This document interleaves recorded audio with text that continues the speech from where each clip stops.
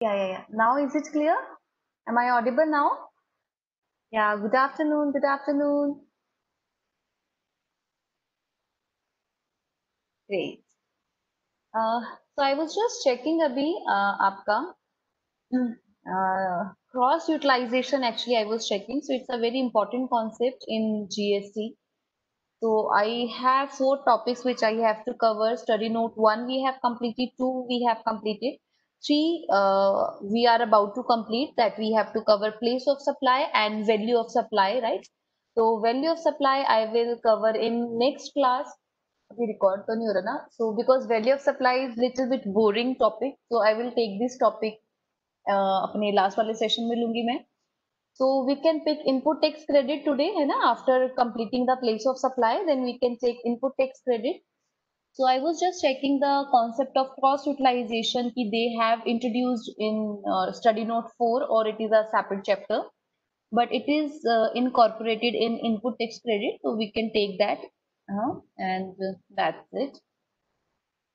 Study note 2 completed. हाँ जी, study note 2 completed Archana. Yes, we have completed. So that was your study note to complete जो उसके अंदर आता है that is your supply, ठीक है? So section 7 we have completed along with the 3 schedules, right? Then we have covered section 9, that is your levy and collection section. In that we have talk about section 9 subsection 3 and 4 about reverse charge mechanism of goods and services and unregistered person वाला जो concept था and electronic commerce section 9 subsection 5 we have completed. Are there any recording of previous lectures? Yes, Siddharth, you can get those recordings. I think so. NIC used to upload those recordings on YouTube channel, है ना? So you may get the link. You should refer, I think so, NIC site. Maybe you will get some information from there. Otherwise, in group you may ask, right? हाँ जी, NIC Delhi YouTube channel है. From there you can get it. Yes, Varun, right? Then we have completed section 10 also, which belongs to composition dealer, right? So exemption is okay. Exemption section 11. So we talk about their absolute exemptions and your conditional exemptions, right?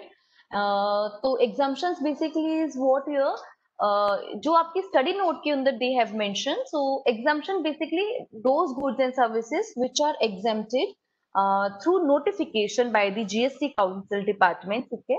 So they have introduced notification जो आपके study mat के अंदर है वो notifications है it's regarding goods and services कि those goods and services are exempted in GST, right? So you don't need to pay tax on those goods and services. So उसके अंदर आपके लिए क्या important है which you have to learn from the point of view of academic, from the point of view of examination and for a general knowledge that you have to remember those goods and services which are exempt in GST, right?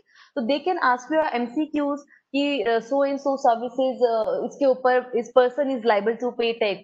So if you know कि that goods and services come under exempted goods and services के अंदर तो no need to pay GST, ठीक है? तो ये आपको उसमें बेसिकली याद करना है. Then person liable to pay GST, conditional exemption और unconditional. हाँ जी ठीक है. So conditional exemptions and absolute exemptions, ठीक है? तो absolute का means होता है जो आपका पूरा का पूरा exempt कर दिया और कंडीशनल के साथ होता है कि देयर इज सम कंडीशन कि अप टू दिस जो है आपका आपको एग्जाम्पशन ग्रांट होगी, राइट? तो it's like this. Then person liable to pay GST it is one, तो एक आपका रजिस्टर्ड पर्सन हो गया. देन द पर्सन जो एक तो सप्लायर इटसेल्फ हो गया. Then recipient is also liable sometimes to pay GST in case of reverse charge mechanism, ठीक है? तो ये आपको याद रखना है. एंड अगर मैं बोलूं in other words who is not liable to pay GST in है ना?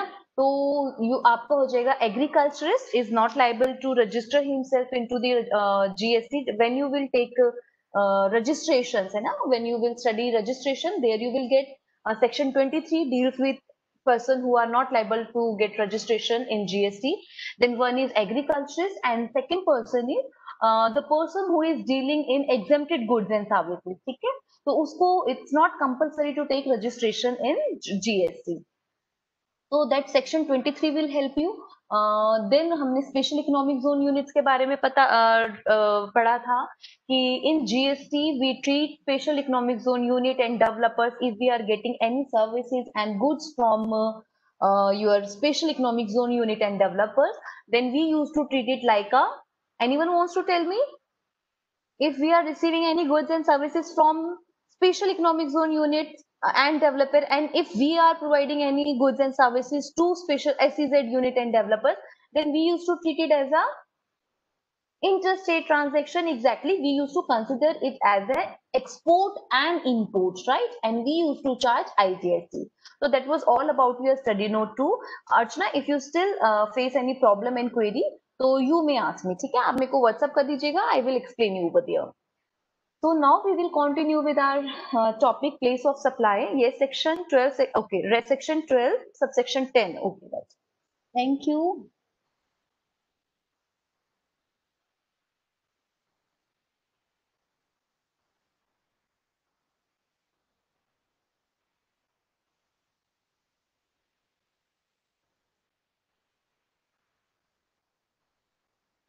Okay, so this is very simple section.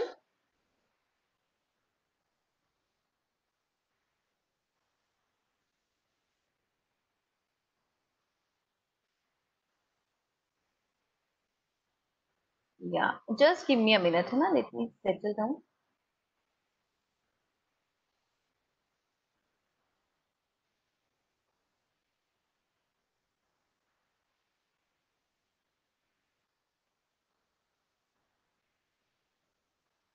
Okay, so section 12, subsection 10 of IGST deals with place of supply of services on board or a conveyance pay. Okay? So if you remember, when we were doing section 10 of the IGST Act that deals with the goods, right? तो वहां पे भी कुछ ऐसा सा ही clause था, है ना? PDF not visible. Okay, okay, okay. Screen is not available. Okay, right? I'll share. I'll share. Yeah. Now is it visible? No. Still not. PDF file is है ना visible. Okay, great.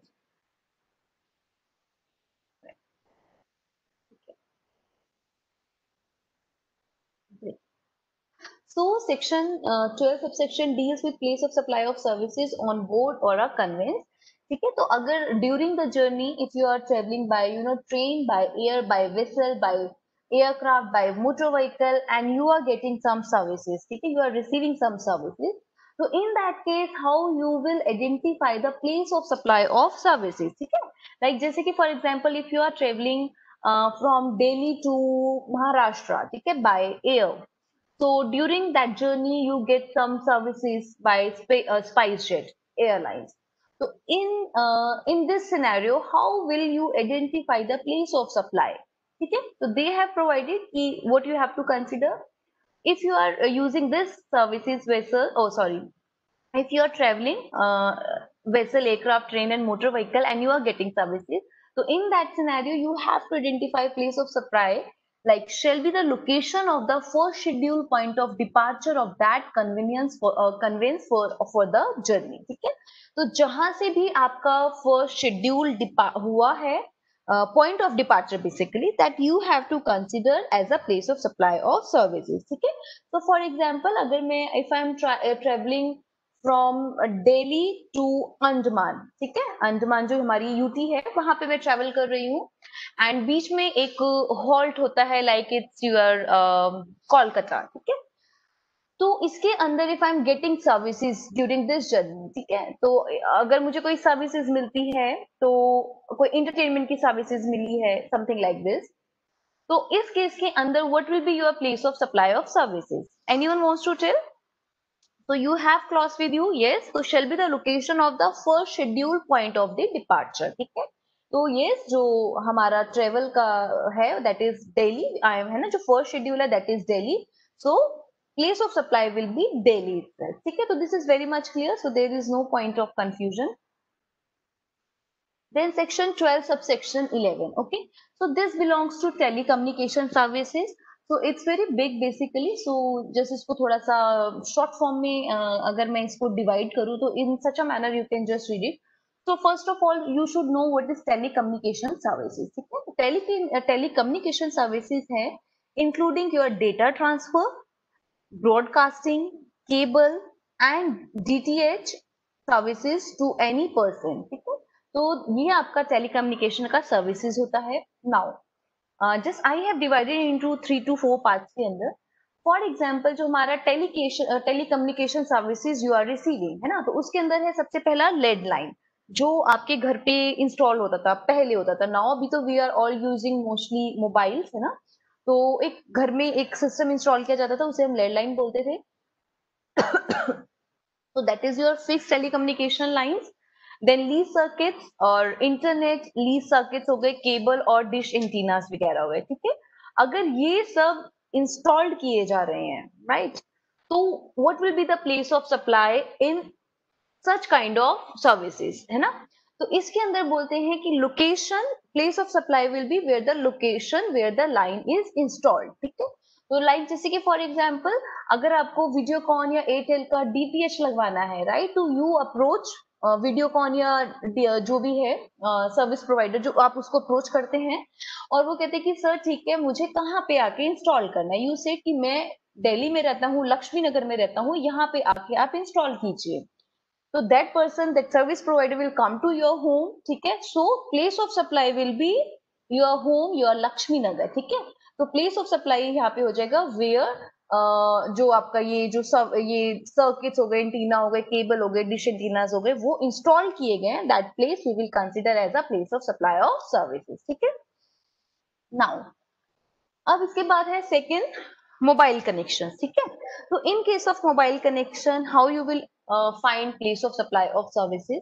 तो mobile connection का जो है we can divide into two parts, one is your postpaid connection and second one is prepaid connection, ठीक है। तो mobile connection in case of postpaid connection तो it is very simple, because जो postpaid connection में है you वहां पे वो एक प्रॉपर आपका इनवॉइस जनरेट होता है। In that invoice they use to mention the billing address, ठीक है, क्योंकि जब आप पोस्टपेड कनेक्शन लेते हो you use to submit your documents, आपका जो भी आधार नंबर होता है, एक residential proof you also need to submit, है ना। तो इन दैट वो आपका जो बिलिंग एड्रेस है जो आपने वहां पे उस टाइम पे डिपॉजिट सबमिट किया है, तो वो place of supply will be consider your place in case of mobile connection, telecommunication, internet service provided on postpaid basis, ठीक है। तो this is very much clear to you. Now जो यहाँ पे आता है मोबाइल कनेक्शन जो हमारा प्री पेमेंट बेसिस पे है, जो प्रीपेड बेसिस पे है, in that case how you will identify your place of supply of services। why? Because for example जैसे कि आई am the person and I am sitting in Chandigarh, right, और जो मेरा कनेक्शन है ना, फॉर जैसे for example I am using Airtel, तो जो एयरटेल का कनेक्शन है वो मेरा दिल्ली से मैंने नंबर लिया था। तो नाउ अभी अगर मैं प्रीपेड कनेक्शन यूज कर रही हूँ और जो उसके वाउचर्स में रिचार्ज करा रही हूँ वो मैं पंजाब से करा रही हूँ, चंडीगढ़ से करा रही हूँ, एंड समटाइम्स आई यूज ये आपका ऑनलाइन भी करती हूँ ना, तो in case how you will identify your place of supply of services, ठीक है। तो this I want answer from you. तो point number 3, just go with the clause, key clause के अंदर क्या मेंशन है, देन वी विल डिस्कस, ठीक है।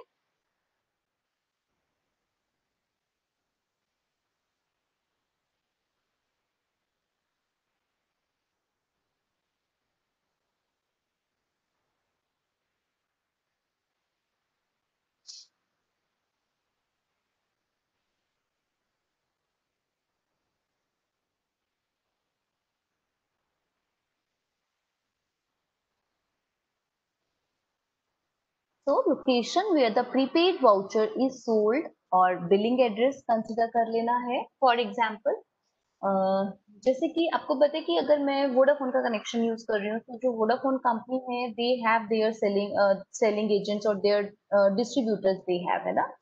तो जो उस डिस्ट्रीब्यूटर का एड्रेस है that we will consider as a place of supply of services, ठीक है, in case of prepaid payments में। तो वो आपको कंसिडर कर लेना है, राइट। और बिलिंग एड्रेस वही है आपका, ठीक है। तो अगर आपका जो वाउचर है वो सोल्ड किया गया है और अगर आपके पास उसका लोकेशन अवेलेबल नहीं है, but this is not obviously हमेशा अवेलेबल होगा ही सेलिंग डिस्ट्रीब्यूटर का एड्रेस, तो इन केस आपका बिलिंग एड्रेस भी कंसिडर किया जा सकता है, ठीक है।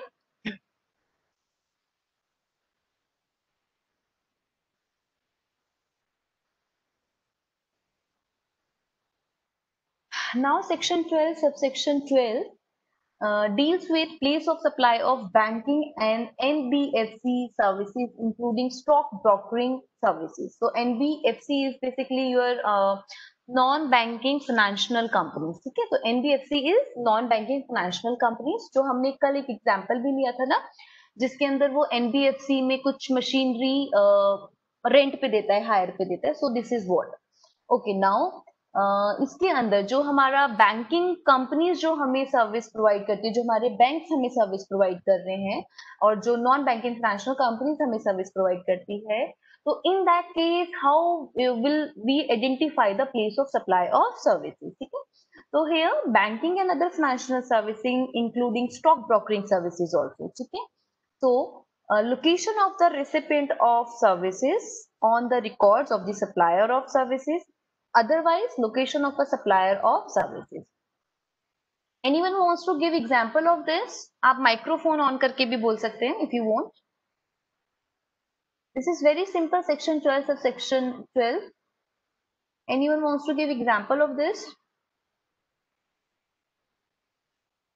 Sayali, Varun Kumar, anyone?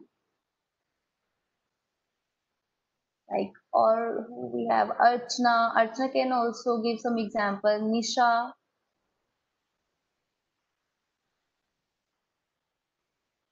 So okay, I just give you. जैसे कि I have a bank account in ICICI Bank, right? And my ICICI Bank is in Chandigarh sector 28, right? तो यहाँ पे if जो बैंक मुझे सर्विसेज प्रोवाइड कर रहा है, तो कहता है कि location of recipient of services on the record of the supplier of services, right? So while opening the bank account, है ना, तो definitely I have submitted some address proof to the bank. तो फॉर एग्जांपल, जैसे कि I have submitted the bank proof in ICIC bank of Chandigarh. तो चंडीगढ़ का जो मैंने एड्रेस उसे मेंशन किया है, that place they will consider as a place of supply of services. ठीक है, in case I have not provided my details, if address is not available with the bank, है ना, recipient का address is not available, so in that case what will be the place of supply of services in case of banking and NBFC services? So they said location of a supplier of services we will consider itself. ठीक है, so location of ICICI Bank of sector 28 Chandigarh they will consider as a place of supply of services, right? So this is okay. Then place of supply of insurance services. Guys, I'm not getting any replies from you. Yes, no, even you are not giving me example. So are you sleeping? Yes or no? Yes or no? No. Okay. Right. Now, so section 12 subsection 13 says the place of supply of insurance services. Great, great, great. So now, you have to give me one insurance services example. I just want to see कि अभी you have read lots of clause about services and goods. So I just want to see कि आप क्या ये insurance का clause पढ़ के can you give me some example? Now this is third time I'm asking. ठीक है, just confused at section 12 subsection 12. एक minute, just let me see what is the confusion. Example नहीं बनता, एग्जाम्पल नहीं बनता. Okay, just confuse at section 12 sub section 12. Ma'am एक example से समझा दीजिए please. Okay, section 12 sub section 12 हम देख लेते हैं. Okay, this is very simple. I just give you 3 example. ठीक है, तो एक मैं आपको स्टॉक ब्रोकरिंग का जो है वो दे दूंगी, और बाकी जो बैंक से रिलेटेड है वो मैं आपको एग्जाम्पल दे देती हूँ. जैसे कि for example, you are from where, Siddharth? Where do you live? Okay, Bhopal, right? Right. So for example, जो सिद्धार्थ हैं वो बैंक जाते हैं एक, ठीक है, HDFC बैंक जाते हैं, और वो कहते हैं कि मुझे आपसे बैंक अकाउंट ओपन करवाना है, मुझे आपके बैंक की HDFC बैंक की सर्विसेज चाहिए. ठीक है, तो बैंक कहते हैं ठीक है सर, आप मेरे को अपने डॉक्यूमेंट सबमिट कर दीजिए. जो सिद्धार्थ हैं वो क्या करते हैं, अपने जो भोपाल में इनका रेजिडेंस है उसका एड्रेस प्रूफ, ये आधार कार्ड और वोटर आईडी कार्ड जो भी है वो सबमिट कर देते हैं. ठीक है, तो इन दैट केस अब यहाँ पे कहता है बैंक जो है आपका HDFC बैंक है, उसके पास आपका उनके रिकॉर्ड्स के अंदर आपका एड्रेस अवेलेबल है, राइट? तो in that case what will be the place of supply of services? तो यहाँ पे क्या है, location of the recipient of services on the records of the supplier of services, ठीक है। तो यहाँ पे आपने भोपाल का एड्रेस अपना दिया है HDFC बैंक को, यस एग्जैक्टली, तो your address will be considered. Now I देखो, जो सर्विस प्रोवाइडर है वो भी भोपाल में एक प्लेस है, कोई भी मुझे भोपाल के दो प्लेसेस बताओ प्लीज। एक Saket Nagar and second one is MP Nagar, okay. तो जो फॉर एग्जांपल जो HDFC बैंक है that is in Saket Nagar and जो सिद्धार्थ है he is from MP Nagar, ठीक है। तो आप MP नगर से साकेत नगर में जाते हैं, जो आपका बैंक है वो साकेत नगर का सप्लायर है ना, सप्लायर ऑफ सर्विसेज है, वहां पे आपका बैंक सिचुएटेड है। तो अब इस केस के अंदर प्लेस ऑफ सप्लायर जो है, अभी आई am talking about place of supplier, place of supplier is Saket Nagar and recipient की जो लोकेशन है दैट इज MP नगर, ठीक है।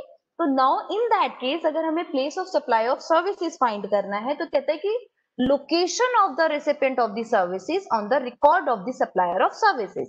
तो जो आपका HDFC वाला बैंक है जो साकेत नगर में सिचुएटेड है, उसके पास आपके MP नगर का जो आपका रेजिडेंस है उसकी डिटेल्स सबमिटेड है, ठीक है। तो प्लेस ऑफ सप्लाई क्या हो जाएगा, रेसिपिएंट की, तो रेसिपिएंट इज यू एग्जैक्टली। तो आप सिद्धार्थ रेसिपिएंट हैं, आप HDFC बैंक की सर्विसेज अवेल कर रहे हैं, सो हाँ जी, place of supply of services will be MP Nagar, ठीक है। तो that was all about. Now इसको हम थोड़ा सा ट्विस्ट कर देते हैं एग्जांपल को, अगर आपको ये बेसिक वाला क्लियर हो गया तो आई विल जस्ट से कि जो सिद्धार्थ हैं ही इज फ्रॉम MP नगर और ये अभी दिल्ली आ गए हैं अपनी फर्दर एजुकेशन के लिए, तो यहाँ पे भी उनको एक बैंक अकाउंट चाहिए, ठीक है। तो ये क्या करते हैं, लक्ष्मी नगर में फॉर एग्जांपल ये रहते हैं और ये लक्ष्मी नगर में ही एक HDFC बैंक है और ये वहां पे अप्रोच करते हैं कि मुझे यहाँ पे एक बैंक अकाउंट ओपन करवाना है। तो नाउ बैंक आपसे कहेगा कि मुझे आप अपने डॉक्यूमेंट सबमिट कर दीजिए, ठीक है। तो अगर इन केस आपके पास लक्ष्मी नगर के डॉक्यूमेंट्स हैं फॉर एग्जांपल, तो that place will be your place of supply of services, ठीक है। बट यू से कि नहीं, I am a student here, I don't have permanent residence here, so I can I submit my Bhopal वाला जो address है उसका एड्रेस कैन आई सबमिट। अगर बैंक आपको परमिट करते हैं और आप सबमिट कर देते हैं, ठीक है, तो नाउ देखो जो आपका बैंक है, now your HDFC bank is in Lakshmi Nagar Delhi, but जो आपने डॉक्यूमेंट सबमिटेड किए हैं वो आपने भोपाल के किए हैं, ठीक है। तो जो अब दिल्ली वाला बैंक है उसके पास उसके रिकॉर्ड्स के अंदर आपका भोपाल का एड्रेस ऐड है, तो in case place of supply of services will be your MP Nagar. Very nice, ठीक है लोकेश, ठीक है सिद्धार्थ। तो ये थोड़ा सा ट्विस्टेड वाला था। तो यहाँ पे जो मैटर करेगा वो मैटर करेगा जो आप जो बैंक के रिकॉर्ड्स के अंदर आपका एड्रेस मेंशन है वो मैटर करेगा, ठीक है। आपकी present location will not matter. Then okay, ये शेयर्स वाला एक बार हम इलिस्ट्रेशन ले लेते हैं, इसको हम एक बार देखते हैं, ठीक है। Just go through with this. तो यहाँ पे इलिस्ट्रेशन बोला है, mister Harsha being a registered stock broker at Bombay stock exchange located in Mumbai, he has a client. Now देखो ये जो पर्सन है जो BSE के अंदर रजिस्टर्ड है हर्षा, वो ही has a client in Chennai, Kolkata and Bengaluru, ठीक है। तो जो हर्षा है हम ये अज्यूम करके चल रहे हैं कि उसके पास ऑब्वियसली जो उसके क्लाइंट्स हैं उसकी डिटेल्स अवेलेबल है, राइट, है ना। तो यहाँ पे लाइक जैसे कि उनकी जो उसके क्लाइंट है, he is from Chennai, Kolkata and Bengaluru. Now he purchases and sales shares of client located in Chennai, Kolkata and Bengaluru. So you have to find the place of supply of service and GST liability. ठीक है, तो in that case what will be your answer? Place, what will be the place of supply of services? That will be Mumbai itself or Chennai or Kolkata or Bengaluru और तीनों की तीनों होंगी। All three. Anyone? किसी का कोई different opinion है? You may share with me. Okay, three. Archana is also saying three, right? Chennai, Kolkata, Bengaluru. Very nice. ठीक है. So जो supplier of the services है, he is having the details in his records कि आपका जो address है वो हम consider कर लेंगे place of supply of services. ठीक है. So that was all about section 12 subsection 12. Now section 12 subsection 13 you have to explain me. आप लोगों ने go through किया insurance services. नाउ यहाँ पे क्लॉज जो बोलता है, पहले मैं आपको क्लॉज थोड़ा सा क्लियर कर देती हूँ, then you have to explain me this, ठीक है। Insurance services, in case you have to find out the place of supply of services, in nature of services is your insurance services. तो अगर जो insurance services provide किए गए हैं to registered person, ठीक है, if services is insurance services is provided to a registered person, that's mean who that person who is registered in GST, so location of the recipient of services you have to consider. Now if services is insurance services is given to a unregistered person, okay, other than registered person, so in this case what you have to consider, location of the recipient of services on the records of the supplier of services. So जो supplier के records के अंदर recipient का address है, that you have to consider. So अभी who will explain me example of insurance services provided to a registered person? आप microphone on करके भी दे सकते हैं, if you are feeling lazy to type that इतना लंबा मैसेज, तो आप माइक्रोफोन ऑन करके भी बोल सकते हैं.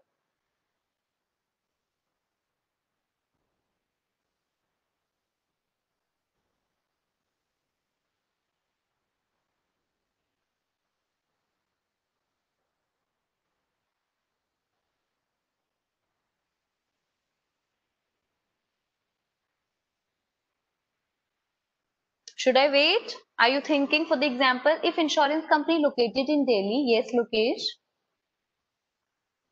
Hmm.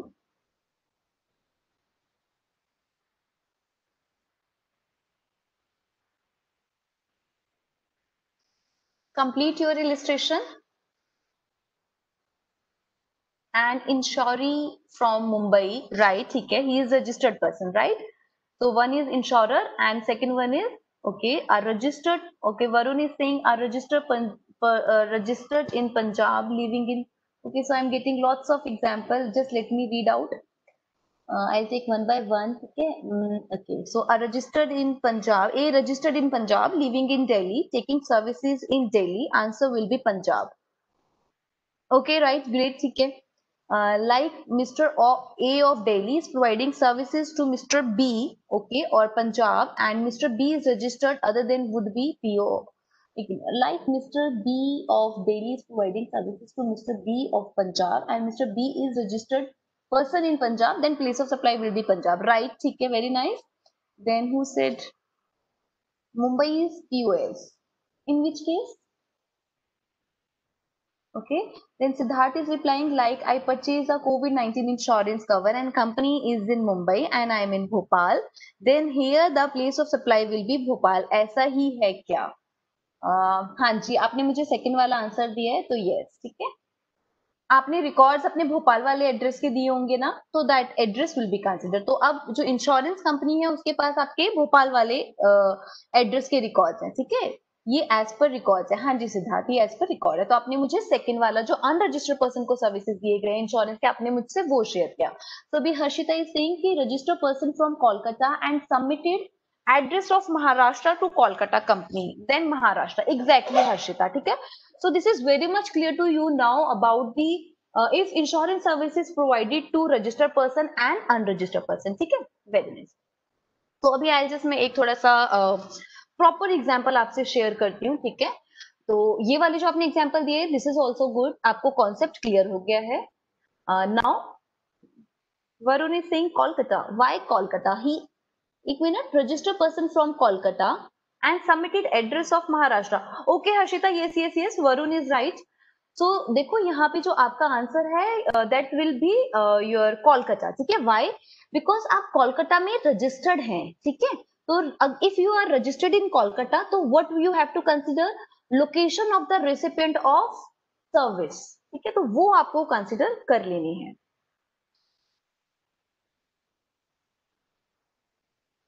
यस, ठीक है, ग्रेट, सॉरी. चलो नेक्स्ट. अब I think this is very much clear to you.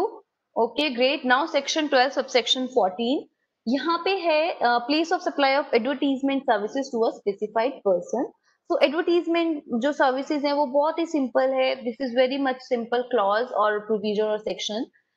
यहाँ पे कहता है कि अगर एडवर्टीजमेंट सर्विसेज जो हैं वो central government, state government, statutory body and local authorities अगर दे रहे हैं, और फॉर एग्जाम्पल जैसे कि यहाँ पे आप इस तरीके से ले सकते हैं, जो सेंट्रल गवर्नमेंट का एक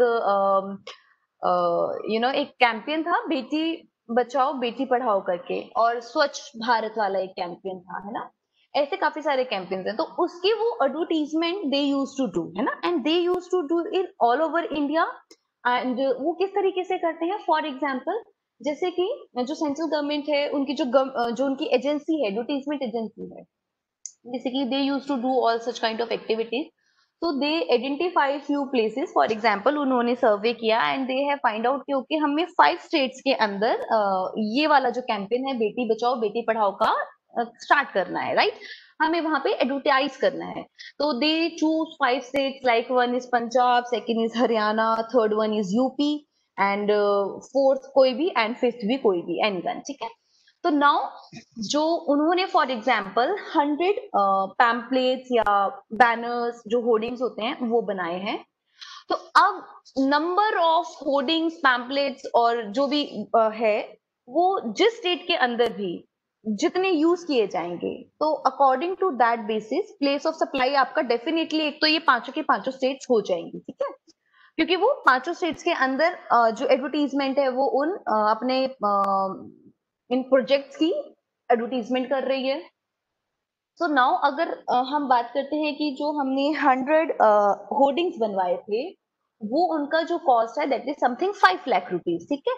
तो 5 लाख रुपीज को अब हम प्रोपोर्शनेट डिवाइड करेंगे, ठीक है, इन विच रेशो जितने भी होर्डिंग्स जो है इन पर्टिकुलर स्टेट के अंदर यूज किए जा रहे हैं। फॉर एग्जाम्पल अगर इन 5 स्टेट्स के अंदर 2020 होर्डिंग्स लगाए गए हैं रोड्स के ऊपर या जैसे भी, तो 20 के अकॉर्डिंग हम वैल्यू निकालेंगे और हम वहां पे आईजीएसटी या जीएसटी जो भी बनता है वो चार्ज कर लेंगे, ठीक है।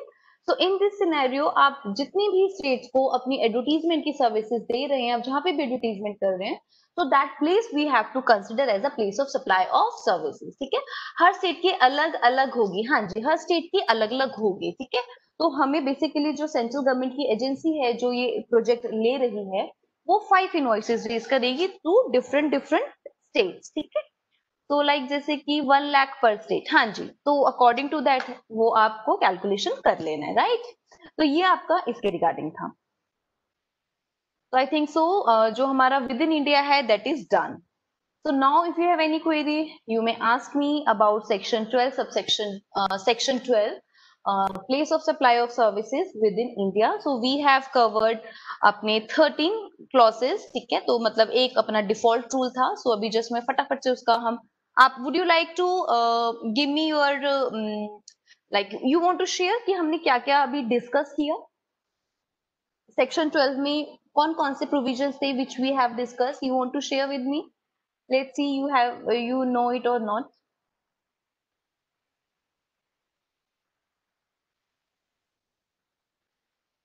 तो all, और हमने कवर तो ऑल किया, बट आपको कितने याद हैं that you have to tell me ना। Like we have 14 subsection in section 12, so from counting 13 basically we have, so from default rule section 12 subsection 2 is my default rule, तो उसमें हमने क्या पढ़ा, and that place of supply if you remember you can share with me. Then section 12 subsection 3 is also there. Study mat open करने में time लग रहा है, कुछ तो याद होगा, कोई भी सर्विसेज लाइक इमूवेबल प्रॉपर्टी वाला याद होगा हमें, नहीं याद?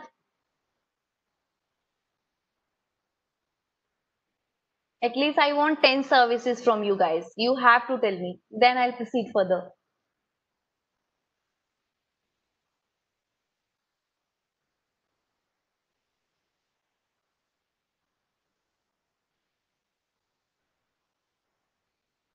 Okay, insurance, telecom. Okay, if it will be better if you can tell me the place of supply also, है ना? तो अभी अगर किसी ने मिस आउट कर दिया है हमारा कल का सेशन, तो एटलीस्ट वो आपकी जो आप इंफॉर्मेशन हमसे शेयर कर रहे हैं, through that they can update. Okay, so advertisement हमने पढ़ा, राइट, एग्जैक्टली, तो भी हमने जस्ट रिसेंटली कवर किया, फ्रेश था, हमें याद है। देन ब्रोकरे जो हमारी ब्रोकर्स वाली सर्विसेज हैं, इसमें हम banks and non banking financial company भी इंक्लूड करते हैं, ठीक है, ग्रेट। और if services provided to an immovable property, है ना, होटल्स वाला जो हो गया हमारा, ट्रैवलिंग वाला हो गया, ट्रैवलिंग वरुण पूरा कंप्लीट करेंगे।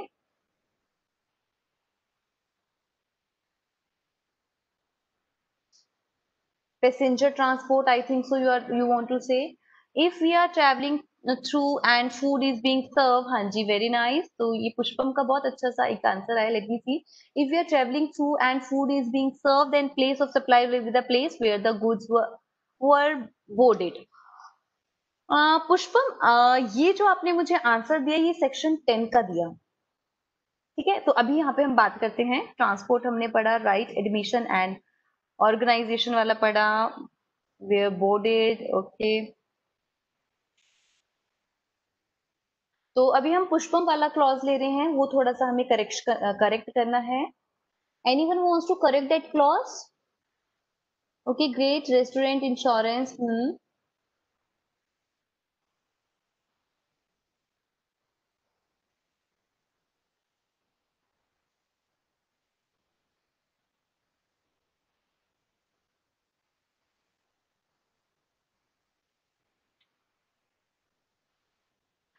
पुष्पम, I think so you were talking about section 12 subsection 10, right? तो अगर आप इसको लेके कंसिडर, आपने जो आंसर दिया है तो वो मैं थोड़ा सा करेक्ट करना चाहूंगी, ठीक है। हियर जो आपने बेसिकली बोला कि goods were taken on board, है ना, तो वी आर नॉट, अभी we are doing section 12 and which is purely belongs to services within India, right. तो जो आपने आंसर दिया है कि where goods taken on board, वो वाला जो लाइन है दैट बिलोंग्स टू सेक्शन 10, ठीक है, वहां पे गुड्स के बारे में बात कर रहे हैं। तो अगर हम ट्रेवल कर रहे हैं एंड हमें ड्यूरिंग द जर्नी कुछ सर्विसेज प्रोवाइड की जा रही हैं, तो अगर आपको ड्यूरिंग द जर्नी मील का पैकेट प्रोवाइड किया गया है, तो in that case what you have to consider place of supply of services shall be the location of the first scheduled point of the departure of that conveyance for the journey, ठीक है।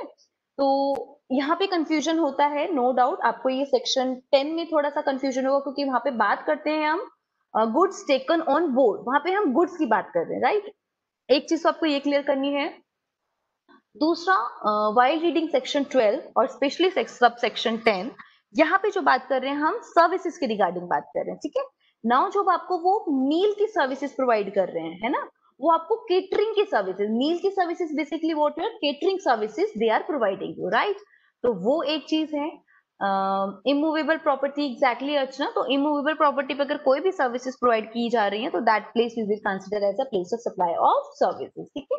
तो फिर एक हमने वो भी देखा था सलून वाला, कि जहाँ पे भी अगर आप फॉर एग्जांपल अगर आप अपना प्लास्टिक सर्जरी कराने के लिए जा रहे हैं, आप कोई डेंटल ट्रीटमेंट लेने के लिए जा रहे हैं, तो जहाँ पे भी वो सर्विसेज परफॉर्म किए गए हैं एक्चुअल में, तो that place we will consider as a place of supply of services, ठीक है। तो जैसे कि फॉर एग्जांपल जो हमने पढ़ा था, एक हमने ट्रेनिंग एंड परफॉर्मेंस अप्रेजल्स का क्लॉज रीड किया था। तो just you have to remember this sections and sub sections, ठीक है। तो दिस इज वेरी इंपॉर्टेंट, तो आपको थोड़ा सा डिफरेंस भी याद हो जाएगा, right. Now we come to section 13 subsection 1 and 2। तो 2 इज बिलोंग्स टू अपना डिफॉल्ट रूल, ठीक है। तो अगर हम आगे कुछ भी फाइंड आउट नहीं कर पाएंगे तो हमें सेक्शन जो हमारा डिफॉल्ट रूल है वो एप्लीकेबल कर देना है, ठीक है।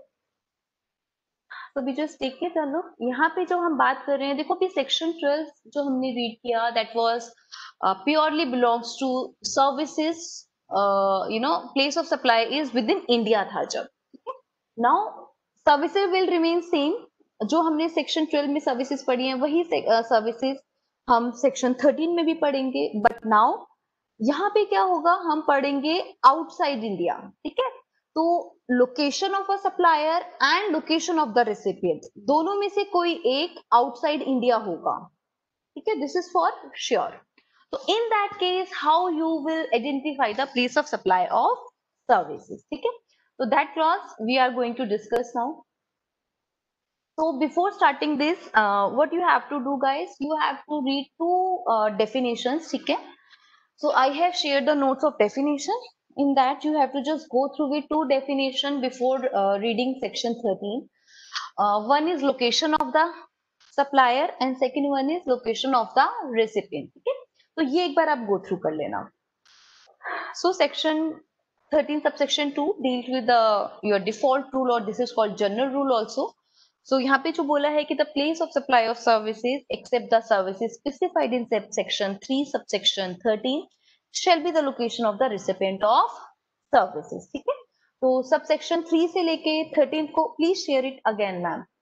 Okay, definitions I need to share it again. ठीक है, I will do that, right.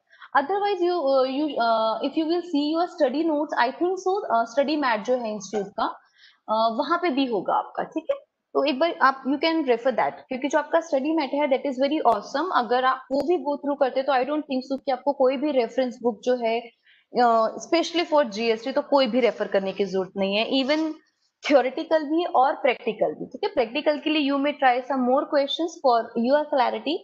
Otherwise जो उन्होंने वहां पे थ्योरी कवर करी है and they have covered the some example and practical questions, they are awesome, they are good. ठीक है, तो this is okay. Now we come to section 13 subsection 3A। तो यहाँ पे now what they are talking about कि place of supply of goods which are required to be made physically available by the recipient of the services. Now for example, ये जो section है यहाँ पे particularly बात कर रहा है कि if you have to give your services, है ना, फॉर एग्जाम्पल अगर आपको अपनी सर्विसेज देनी है, for that you need that particular good on which you want to perform your services। ठीक है, तो उस गुड्स का आपके पास अवेलेबल होना इज इम्पोर्टेंट, तभी आप अपनी सर्विसेज प्रोवाइड कर सकते हैं, राइट। तो जैसे कि मैं आपको एग्जांपल देती हूँ यहाँ पे कि अगर फॉर एग्जांपल मेरा वॉशिंग मशीन खराब हो गया है, राइट, तो आप कस्टमर केयर पे बात करते हैं, कस्टमर केयर वाला पर्सन से कि सर जो मशीन है हमारा एक पर्सन आएगा and he will come to your place. ठीक है, तो that person has to come. तो क्यों आना है, क्योंकि उसको वो गुड्स देखने हैं कि क्या प्रॉब्लम हुई है ना, तो वो goods basically he wants, physically he wants, that's it. तो इन केस अगर वो पर्सन मेरे प्लेस पे आके मशीन को रिपेयर करता है, ठीक है, तो my home will be place of supply of services. ठीक है, तो सेकंड थिंग, अगर फॉर एग्जांपल मेरा टीवी खराब हो जाता है और दैट पर्सन सेज कि आप अपना टीवी मेरी शॉप पे लेके आइए, ठीक है, तो जो मैं उसकी शॉप पे जब टीवी लेके जा रही हूँ तो that place will be my place of supply of services, जहां पे आपको अपने गुड्स फिजिकली अवेलेबल कराने हैं to perform that services, right. तो ये मैंने आपको लोकल वाला एग्जांपल दिया था, बट नाउ जैसे मैंने बोला कि जो location of the supplier and the recipient of the supplier है, दोनों में से कोई एक आउटसाइड इंडिया हो सकता है। तो नाउ इन दैट केस आपको किस तरीके से आइडेंटिफाई करना है। सो क्लॉज 1 जो है कहता है services supplied in respect of goods which are required to be made physically available by the recipient of the services to the supplier of services। outside India नहीं आया, outside India, what do you mean by Lokesh? I'm not getting this, outside India नहीं आया, थोड़ा सा explain करो, I'm not getting your point।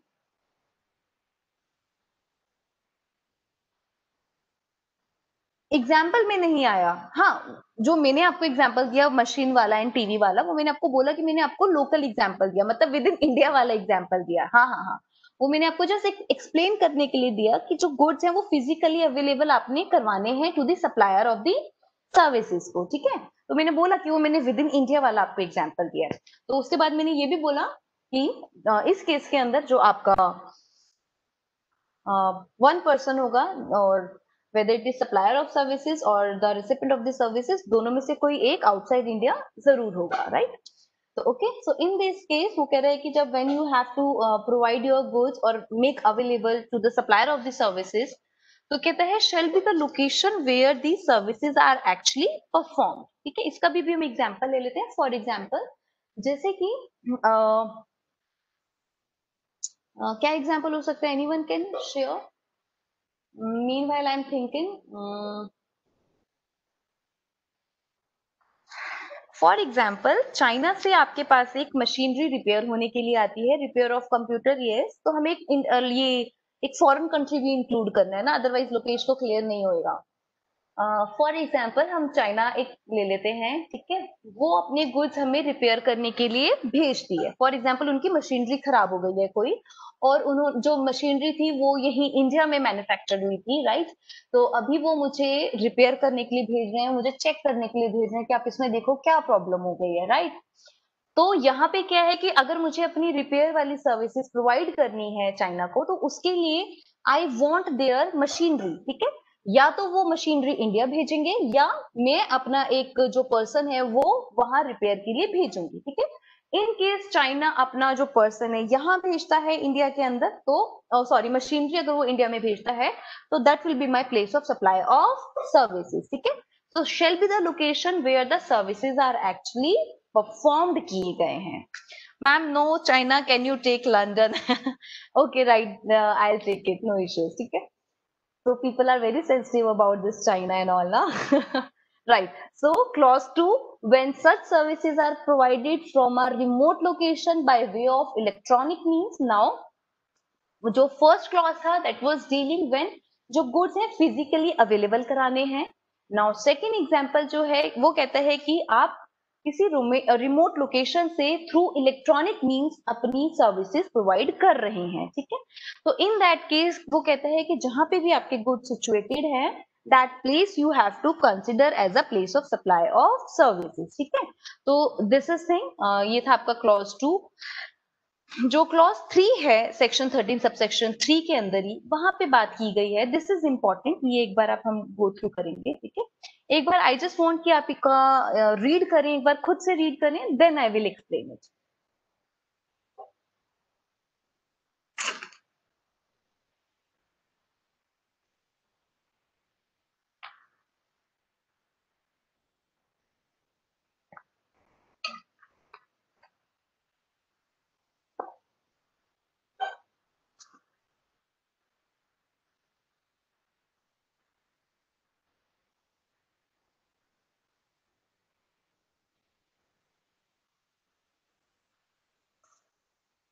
Right, तो यहाँ पे क्या बोला है, जो हाईलाइटेड पॉइंट है, जैसे भी I just gave you example, ठीक है, कि लंदन से एक मशीनरी हमारे पास रिपेयर होने के लिए आती है इंडिया में, और मैं रिपेयर करके उसको वापस लंदन रिटर्न कर देती हूँ, ठीक है। तो इस केस के अंदर we have identified the place of supply is India, है ना, क्योंकि यहाँ पे सर्विसेज परफॉर्म किए गए हैं। But this clause is subject to some condition, ठीक है। तो वो कहता है कि अगर कुछ ऐसा केस है जहां पे रिपेयर के लिए गुड्स इंडिया में आए हैं, राइट, तो वहां पे आपका सेक्शन 13 सबसेक्शन 3 ए ना एप्लीकेबल होके आपका जो सेक्शन 13 सबसेक्शन 2 है, जो आपका डिफॉल्ट रूल है, वो एप्लीकेबल हो जाएगा। This is condition and you have to learn this, ठीक। क्या कंडीशन है यहाँ पे, सेज कि if goods are temporarily imported into India for repairs only, London से जो मशीनरी आई है वो रिपेयर होने के लिए इंडिया में आई है, ठीक है। तो इन दैट केस आप सेक्शन 13 सबसेक्शन 3 ए क्लॉज नहीं लगाएंगे, इट विल नॉट एप्लीकेबल, ठीक। Only against repair and are exported after repair, आप उसमें अपनी रिपेयर की सर्विसेज प्रोवाइड करते हैं, then again you export that good और मशीनरी टू लंदन, ठीक है, without putting to use in India, ठीक है। तो सेकंड क्लॉज यही बोलते हैं, without being put to any other use in India then that which is required for such repair, ठीक है। तो आपने रिपेयर करके वो गुड्स जो है वापस रिटर्न कर देने हैं। इन केस अभी ये वाला क्लॉज हुआ कि मशीनरी लंदन से आया इंडिया में रिपेयर होने के लिए, बट फॉर एग्जांपल 6-7 मंथ्स के लिए मैंने पहले खुद उसे ट्राई किया, है ना, और उसके बाद मैंने उसको लंदन सेंड कर दिया, तो now which clause will be applicable? So section 13 subsection 2 will be applicable और सेक्शन 13 ए जो है हमारा, that will be applicable. I want answer from you. Exactly, ठीक है। तो these two condition must be fulfilled if you want to apply section 13 subsection 2 in this particular case। तो यहाँ पे there is two condition कि जो goods import किए गए हैं that must, उन पे आप अपनी रिपेयर की सर्विसेज प्रोवाइड करेंगे, and again you have to export those goods, ठीक है, without putting use into India, right. तो ये उसकी एक कंडीशन है। Now place of supply of services on goods, ये कौन सा है, where services are actually performed. Let me just go through with this कि services supplied to an individual represented either as a service, if not used then section, हाँ जी, the service receiver or a person acting on behalf of the receiver which is required physically presence of the recipient on this behalf with the supplier of supply of services location where the services are actually performed. So okay, this is I think so there is no need to explain, this is very much clear about in very simple language, है ना, just go through with that. जैसे कि ये वाला example हो गया, just you may read it. Okay. Place of supply of services supplied directly in relation to an immovable property. Yesterday someone raised query regarding this section. है ना? What was the query? Can you repeat? Section 13 के regarding, subsection 4 के regarding someone raised some query. है ना? What was that? So meanwhile I'm just explaining that section. So now I told you कि section 12 में जो services हैं and services in section 13 both are same but place of supply will differ. ठीक है. So now यहाँ पे बात कर रहे हैं कि अगर ma'am didn't understood last example of section 13 subsection 2.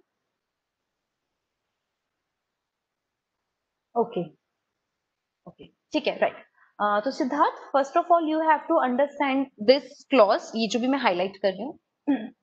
ये जो सेक्शन है पर्टिकुलरली ये वाला, ठीक है, यहाँ पे जो डिस्कस किया गया है वो क्या डिस्कस किया गया है कि अगर मैं लंदन से, मैं इंडिया में हूँ, इंडिया का मैं रजिस्टर्ड पर्सन हूँ और मेरे पास लंदन या किसी भी XYZ कंपनी से कोई मशीनरी रिपेयर के लिए आ रही है इंडिया में, ठीक है, तो what I have to do कि मुझे उस केस के अंदर place of supply of services क्या कंसिडर करना है. तो as per this clause section 13 subsection 3A1 के अकॉर्डिंग, जो मैंने हाईलाइट किया हुआ है पॉइंट, तो वो कहते हैं कि जहां पे भी आप सर्विसेज परफॉर्म कर रहे हैं that place you have to consider as a place of supply of services. ठीक है. तो यू टेल मी सिद्धार्थ कि अगर मशीनरी मेरे पास लंदन से इंडिया में रिपेयर होने के लिए आई है, तो what will be the place of supply of services in this case which I have explained you right now. India, you said India and I just take the state also Gujarat. ठीक है, तो गुजरात के अंदर हमने repair की तो place of supply will B Gujarat India. Right. ये था सेक्शन 13 सबसेक्शन 3A1. ठीक है. बट नाउ जो GST लॉ है, दे हैव सेड, उन्होंने ये बोला है उसके अंदर, दे हैव मेंशन कि ये वाला जो पॉइंट है इंडिया आपका place of supply of services होगा, this is some subject to conditions हैं. ठीक है. क्या कंडीशन है? वो कहते हैं कि अगर जो मशीनरी लंदन से इंडिया गुजरात में रिपेयर होने के लिए आई है, आपने उस पर इमीडिएटली रिपेयर किया और उसको आपने विद इन फ्यू डेज या मंथ्स जो भी है, जब भी आपका रिपेयर का काम खत्म हो जाता है, उसके बाद आपने दोबारा से लंदन एक्सपोर्ट कर दिया, तो इन दिस केस आपका जो place of supply of services होगा वो नहीं होगा जो अभी आपने पढ़ा कि वेयर एक्चुअली परफॉर्म्ड, तो ये नहीं होगा. ठीक है. एक चीज. दूसरा क्या कहते हैं आपको, मतलब सेक्शन, इस केस के अंदर जो भी हम डिस्कस कर रहे हैं वहां पे आपको सेक्शन 13 सबसेक्शन 2 एप्लीकेबल कर देना है instead of section 13 subsection 3A1 के अकॉर्डिंग. ठीक है. तो अब वो आपने सेक्शन 13 सबसेक्शन 3A नहीं लगाना, आपने जो डिफॉल्ट रूल है सेक्शन 13 का वो आपने एप्लीकेबल कर देना है. इफ गुड्स जो है वो इंडिया में आते हैं, आप इमीडिएटली रिपेयर करके वापस भेज देते हैं. ठीक है. एक कंडीशन ये है. दूसरी कंडीशन ये है कि ये दोनों कंडीशन साइमल्टेनियसली पूरी होनी चाहिए कि ये जो गुड्स आप भेज रहे हैं, एक्सपोर्ट कर रहे हैं दोबारा से रिपेयर करने के बाद, वो आपने इंडिया में यूज ना किए हों. ठीक है. Without being put to any other use in India, वो आपने रिपेयर करके वापस भेज दिए हों. अगर आप ये दोनों कंडीशन फुलफिल कर रहे हैं कि मेरे पास जो गुड्स आए थे लंदन से, मैंने उस पर रिपेयर किया और 15-20 डेज या 1 मंथ में जैसे मेरे रिपेयर्स का काम खत्म हुआ मैंने उसको वापस भेज दिया, तो कहता है कि आपने अब ये वाला रूल नहीं लगाना. आपने कौन सा रूल लगाना है? आपने जो डिफॉल्ट रूल है वो आपने कंसिडर कर लेना है. ठीक है. तो ये उसका आपका टोटल था. I think I am very much clear about this section. Right. तो I just take section next, section 13 subsection 4. तो यहाँ पे कहते हैं कि if services provided in relation to an immovable property, and वही सेम सर्विसेज है जो हमने सेक्शन 12 में पढ़ी थी. होटल वाली हो गई, inn, guest house, home stay, camp site, engineer, auctioneer, interior decoration वाली सर्विसेज जो गई आप इमूवेबल प्रॉपर्टी पे जाके देते हैं. तो हमने सेक्शन 12 में भी ये रीड किया था कि where immovable property is situated that place you have to consider as a place of supply of services. Am I right और am I wrong? Yes and no, yes and no. You can open your study mat. अगर आप वहां से भी देख के बोलना चाहते हो तो I don't have any problem. ठीक है. मैं आपको कंट्रोल नहीं कर सकती. इट विल बी गुड, है ना. तो I am right this time. Right. Great. ठीक है. तो यहाँ पे भी they have mention the same thing कि where the immovable property is located और intended to be located that place of supply of services you have to consider. ठीक है. बट यहाँ पे हमने वैसे सेक्शन 12 में हमने सेक्शन 13 भी डिस्कस कर लिया था, तो again I will take this. Okay right. तो जैसे ये वाला एग्जांपल हम लेते हैं, I think so yesterday we have considered this example, I remember, I think so. So just go through with that this example.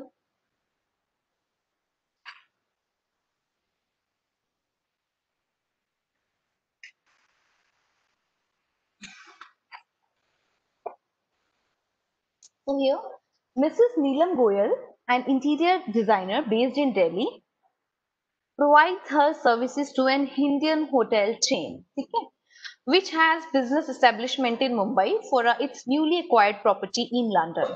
So find a place of supply of services and the person liable to pay GST if any. Now, देखो यहाँ पे क्या हुआ है, जो service provider है, okay, you just want to tell me who is service provider and who is recipient of the services. Who is service provider? First of all, you have to identify. If you want to understand the concept of place of supply of services or goods, you have to, it should be very clear to in your mind who is supplier. So, okay, you said supplier is Neelam Goyal, very nice. And recipient of the goods and services or recipient of the services is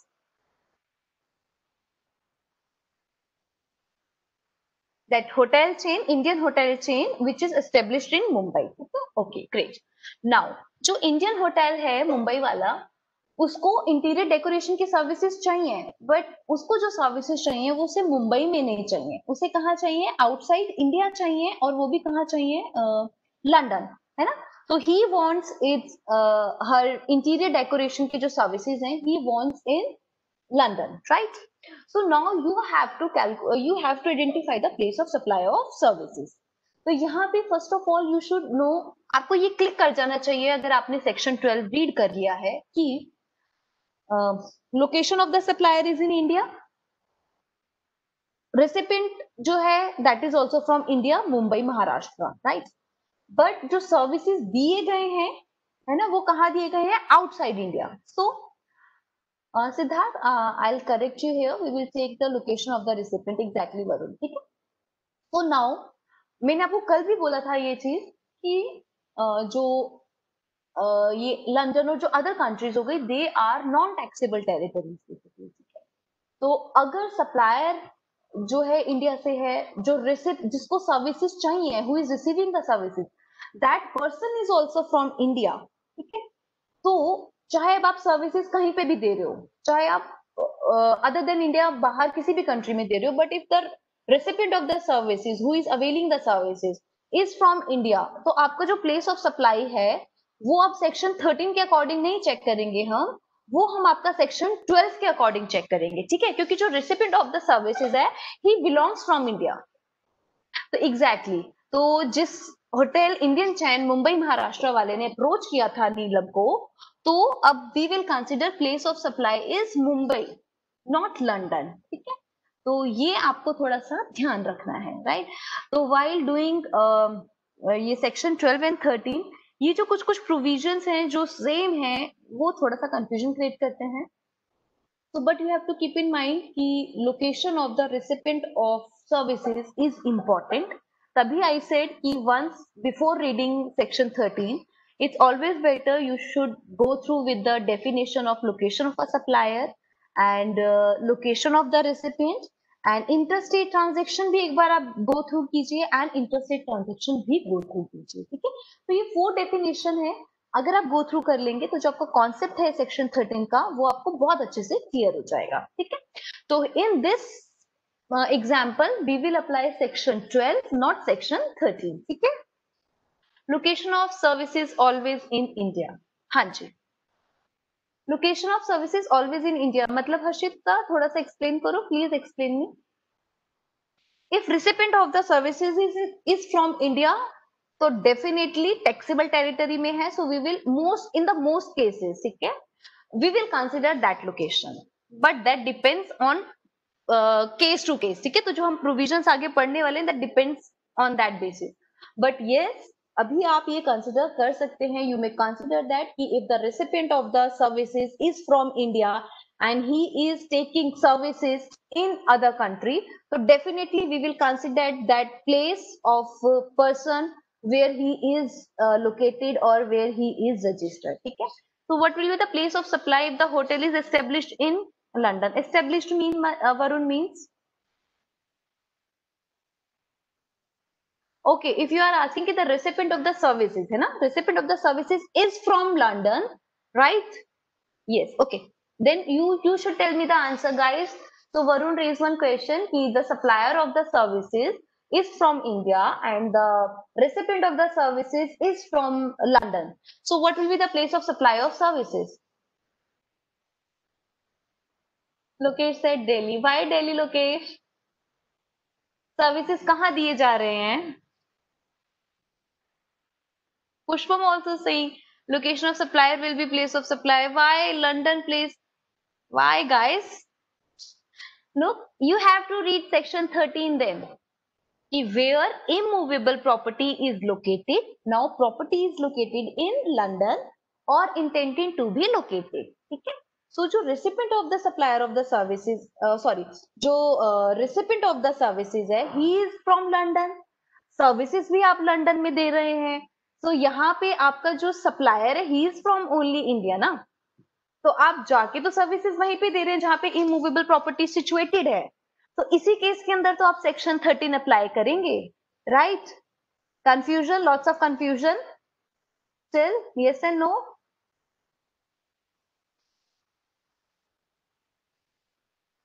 yes and no, yes and no? Confusion है, still confusion. Okay, और no confusion, yes bit confusion. Okay, चलो मैं भी थोड़ा सा एक और इस पे थोड़ा सा हम 2 मिनट स्पेंड करते हैं.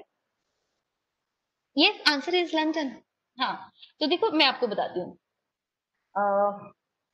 सेक्शन 13 जो है दैट डील्स विथ कि जब आप सर्विसेज जो है आउटसाइड इंडिया प्रोवाइड कर रहे हैं, ठीक है?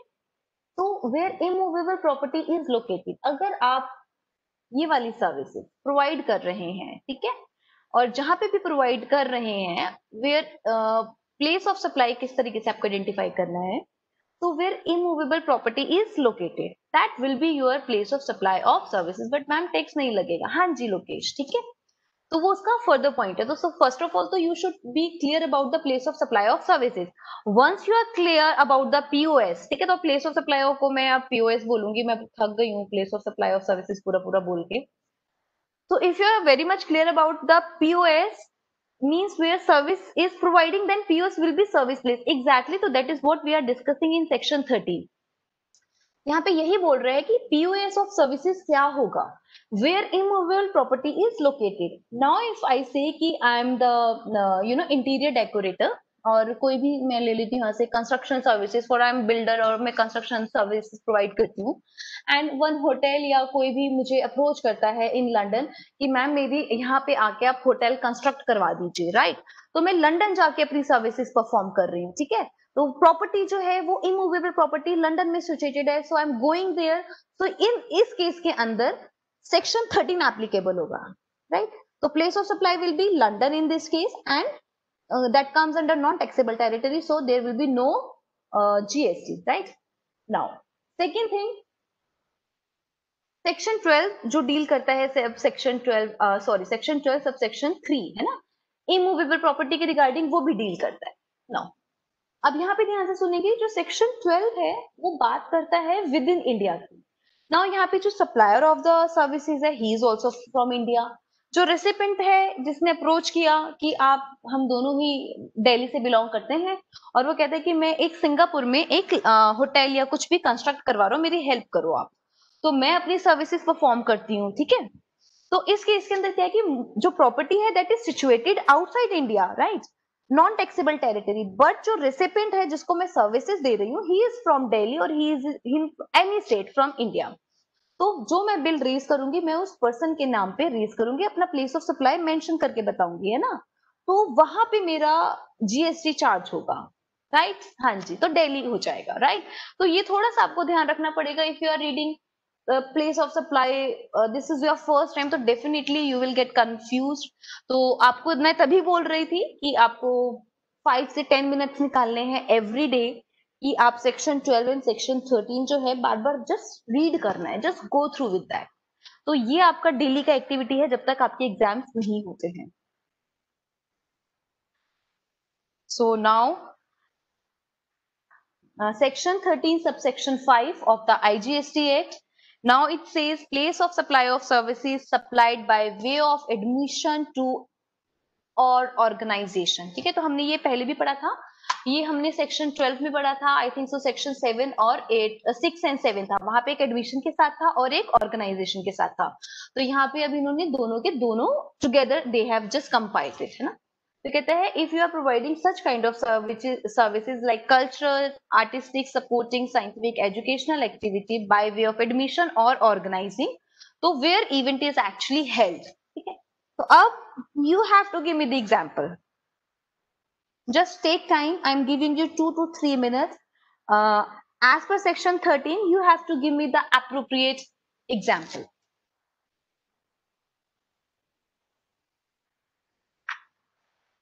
पूरा देंगे वरुण? क्रिकेट मैच इन दिल्ली, ये तो हमारा एज पर सेक्शन 12 चला जाएगा ना. मेरे को सेक्शन 13 के अकॉर्डिंग एक एग्जाम्पल चाहिए.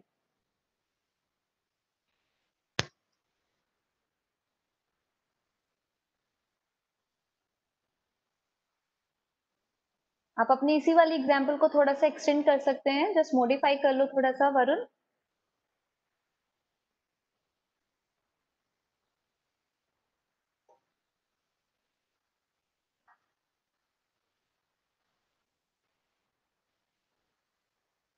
I want replies. Cricket match in London and London tickets purchased in Delhi. So what will be the place of supply of services in this case? Mr. A.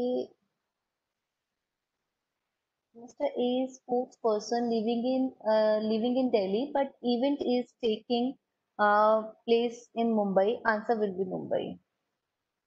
Varun, आप तो मुझे ये section 12 वाले ही illustrations दिए जा रहे हो, एग्जांपल्स दिए जा रहे हो कि sports person living in Delhi but event is taking place in Mumbai, so answer will be Mumbai. आप ये मुझे विद इन इंडिया वाले दिए जा रहे हो, आप ये एग्जांपल जो मुझे दे रहे हो वो राइट है, बट एज पर सेक्शन 12 दे रहे हो. So I want section 13 as per section 5 के अकॉर्डिंग आप मुझे क्या एग्जांपल दे सकते हैं. So any program held in outside India. ठीक है, so I just give you example. Guys, ये ना अब आपको थोड़ा सा क्रिएटिव होना पड़ेगा if you want to develop this idea of place of supply. ठीक है, तो यहाँ पे आपका इनपुट इज वेरी इंपॉर्टेंट, है ना, आपको अंडरस्टैंड करना is important. If cultural program is held in London and a person of Delhi take admission for that, London would be place of supply. Exactly Pushpam. थोड़ा सा इसमें करेक्शन करूंगी, बाकी एवरीथिंग इज ओके. ठीक है, तो नाउ यहाँ पे क्या होता है, हाँ, पुष्पम का आंसर इज वेरी राइट जो इन्होंने एग्जांपल दिया, तो I don't need to even correct here. तो यहाँ पे हम एग्जांपल लेते हैं, दो example I will give you. ठीक है, एक सेक्शन 12 का दूंगी, एक सेक्शन 13 का दूंगी, तो simultaneously I will pick both, है ना. तो जैसे कि क्या होता है, event is where event is actually held. Okay, तो क्या होता है कि फॉर एग्जाम्पल एक इवेंट लंदन के अंदर हो रहा है. ठीक है, तो वहां जाके अगर मैं एडमिशन ले रही हूँ, अगर मैं वहां पे कोई हमारे जो for example if Shahrukh Khan is performing in Dubai, right, तो and I am going and taking participation, और मैं एडमिशन मतलब टिकट्स के थ्रू मैं जाके वहां पे उनकी परफॉर्मेंस देखना चाहती हूँ, तो प्लेस विल बी दुबई. ठीक है, this is the very simple and as per section 13 sub section 5. Now but I से कि फॉर एग्जाम्पल इसका एग्जाम्पल हम यहाँ से ले लेते हैं. या जैसे, हाँ जी गीता, वेरी नाइस. ठीक है, ये किसी ने इटली वाला एग्जांपल भी दिया. I just want to see mister A N artist registered in Delhi organize an art exhibition in Italy, right. तो प्लेस विल बी इटली. किसने ऑर्गेनाइज कराया, बट दैट मैटर्स. ठीक है, श्रेया, दैट मैटर्स कि who asked to organize this exhibition, right. If that person is also from Delhi India, तो जो place of supply होगा then we have to check as per section 12. M I clear here Shreya, right. ठीक है, तो ये वाला जो आपने लिस्टेशन दिया that is what I am be just picking about. तो यहाँ पे है mister D of Delhi being an event organizer hosted an exhibition at Mumbai, ठीक है। तो बोथ यहाँ पे क्या हुआ है, जो ऑर्गेनाइजर है means supplier of the services, I think so, है ना, हाँ जी, he is from Delhi and exhibit करता है जो प्रोडक्ट्स, एग्जीबिशन हो रही है दैट इज इन मुंबई, और किसके लिए कर रहा है वो, सिल्क इंडिया सिंगापुर के लिए कर रहा है, ठीक है। तो नाउ यहाँ पे कहता है place of supply will be your Delhi India, consider कर लिया जाएगा, ठीक है। तो जो श्रेया वाला एग्जाम्पल था and this example you can remember, तो ये आपको थोड़ा सा कॉन्सेप्ट क्लियर करने में हेल्प करेगा। सेक्शन 6 इज ओके, वो तो उन्होंने थोड़ा सा प्रोपोर्शनेट बेसिस में बताया है कि अगर वही एग्जीबिशन अगर जो सिंगापुर वाली कंपनी अगर 4 स्टेट्स में चूज कर रही है तो अकॉर्डिंग टू दैट प्रोपोर्शनेट आपको अपना कैलकुलेट करना है, ठीक है। तो दैट इज ओके। देन आपकी यही सेम सर्विसेज हैं, बैंकिंग सर्विसेज आ गई हैं, नॉन बैंकिंग फाइनेंशियल सर्विसेज आ गई हैं, and services consisting of hiring of mean of transport including yacht but excluding aircraft and vessel. अगर आप इस टाइप की सर्विसेज प्रोवाइड कर रहे हैं तो shall be the location of the supplier provider of services. Look here term they have use shall be place of supply क्या होगा इन case of a banking company, NBFC, intermediary services and services consisting of hiring of mean of transport. So shall be the location of the supplier provider of services. Now location of the supplier is matter here, ठीक है। तो आपको अब यहाँ पे consider कर लेनी है सप्लायर की लोकेशन। इफ यू रिमेम्बर जब हम सेक्शन 12 रीड कर रहे थे और जब हम section I think so that was 11 और 12 समथिंग बैंकिंग से रिलेटेड जो हमारा था, वहां पे किसकी लोकेशन मैटर कर रही थी, रेसिपिएंट की, है ना, जो अपने आप रिकॉर्ड्स, जो बैंक के रिकॉर्ड्स के अंदर एड्रेस मेंशन है वो मैटर करता था, उस बेसिस पे we use to check the place of supply of services. Exactly Harshita, but now they have considered the supplier provider of services, जो सर्विस प्रोवाइड कर रहा है उसकी लोकेशन आपको कंसिडर करनी है, ठीक है। तो इस तरीके से just you have to go through, एक बार जैसे एग्जांपल देख लेना आप। ओके, सो अभी just they have amended something, legal updates हैं इसके रिगार्डिंग। हाँ जी, तो now Harshita you have to consider the supplier's location, ठीक है। तो जैसे कि इट्स लाइक कि मैं अभी यहाँ पंजाब में रहती हूँ और मैं, मेरा बैंक अकाउंट भी पंजाब का ही है, बट नाउ क्या होता है कि मैं अभी कुछ टाइम के लिए पंजाब वाले लोग बहुत ज्यादा कनाडा जाते हैं तो मैं कनाडा चली जाती हूँ, एंड सो आई से कि नहीं, यू कांट, जो सर्विस प्रोवाइड कर रहा है मुझे bank, you can not charge GST on your services because now I am residing in Canada, है ना। तो यहाँ पे ये नहीं देखेंगे। सो नाउ यहाँ पे आपका जो देखा जाएगा, ही सेज कि आपका जहाँ पे बैंक सिचुएटेड है, जहाँ पे आपको ये सर्विसेज परफॉर्म किए जा रहे हैं, आपका सर्विस प्रोवाइडर, तो that place you have to exactly one, तो Punjab will be the place of supply of services, ठीक है। तो ये इसके कुछ लीगल पॉइंट्स हैं। तो अभी आप इंटर वाले स्टूडेंट हैं तो आई डोंट थिंक सो आपके केस में केस स्टडीज नहीं है, but if you want to just refer तो ये आप एक बार रेफर कर सकते हैं। ये एक कोर्ट की जजमेंट वगैरह आई थी तो it's regarding that. Section 13 subsection 9 deals with the transshipment. Okay, transshipment क्या होता है, एनीवन नोस? आपने कि कस्टम्स में भी है transshipment, do you have any idea?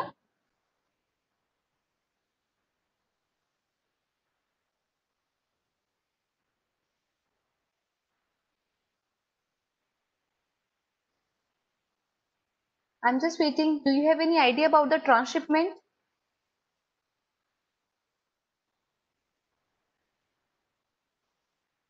हाँ, please tell Dilip if you no.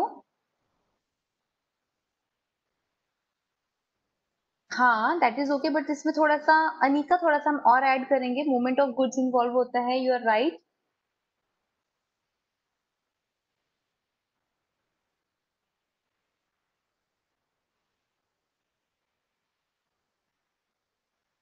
With water mode के थ्रू है, that is okay.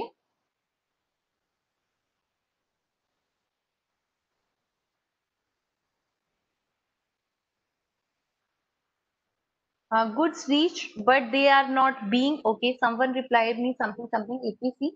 So he's replying, Dilip Panwar is replying कि goods reach, but they are not being belongs to us goods in transit. Exactly right, ठीक है। तो I just got कि may be बीच में location change होती होगी, ये may be का कोई आंसर नहीं होता है सिद्धार्थ। तो okay, I just tell you इसके अंदर क्या होता है। ट्रांसशिपमेंट के अंदर ओके, सबसे पहले हम क्लॉज रीड कर लेते हैं एक बार। तो यहाँ पे सेक्शन 13 सबसेक्शन 9 जो है वो डील करता है, ये आप एक बार अपने कस्टम्स में भी रीड करेंगे, ठीक है। तो the place of supply of services of transportation of goods other than by way of mail and courier shall be the place of destination of such goods. So ये वाला जो है that destination of such goods जो है वो आपका place of supply of consider कर लिया जाएगा, ठीक है। But we don't know transshipment क्या होता है, ठीक है। तो उसके लिए भी just we will take one illustration so it will clear. A vessel this sailing from USA to Australia, okay, and India carries various जो Indian carries various types of capital goods, namely A, B, C, and D. A and B are destinated to Mumbai port, okay, on account of submission of a bill of transshipment. Product A transshipped to Chennai port as ultimate destination in India, and product B transshipped to Sri Lanka. So find the place of supply of services and person liable to pay GST. कुछ idea हुआ इससे आपको?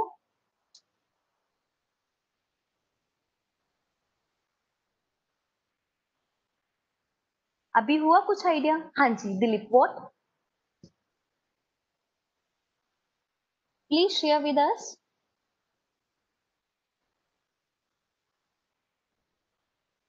Mode of transportation is changed. नहीं श्रेया.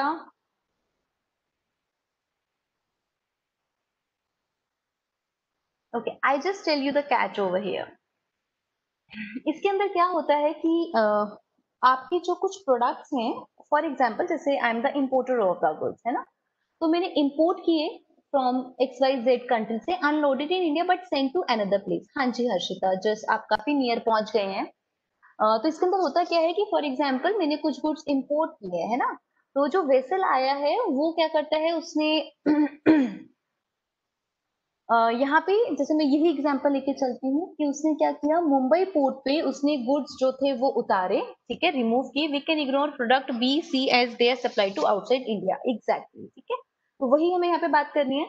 तो उसके पास 4 goods आए थे. अब यहाँ पे हुआ क्या कि जो गुड नंबर ए है, गुड्स नंबर ए जो है वो इंडिया में यूज हुआ, ठीक है, वो मुंबई पोर्ट पे आता है. कहाँ पे आया है वो? हाँ, मुंबई पोर्ट पे आता है और फिर हम उसे चेन्नई भेज देते हैं. I think so this is a question, है ना, राइट. तो जो उसकी अल्टीमेट डेस्टिनेशन थी दैट इज चेन्नई. तो ये वाला जो गुड्स है जो finally is going to be use in India, तो ये हमारा लाइबल है जीएसटी के लिए, ठीक है.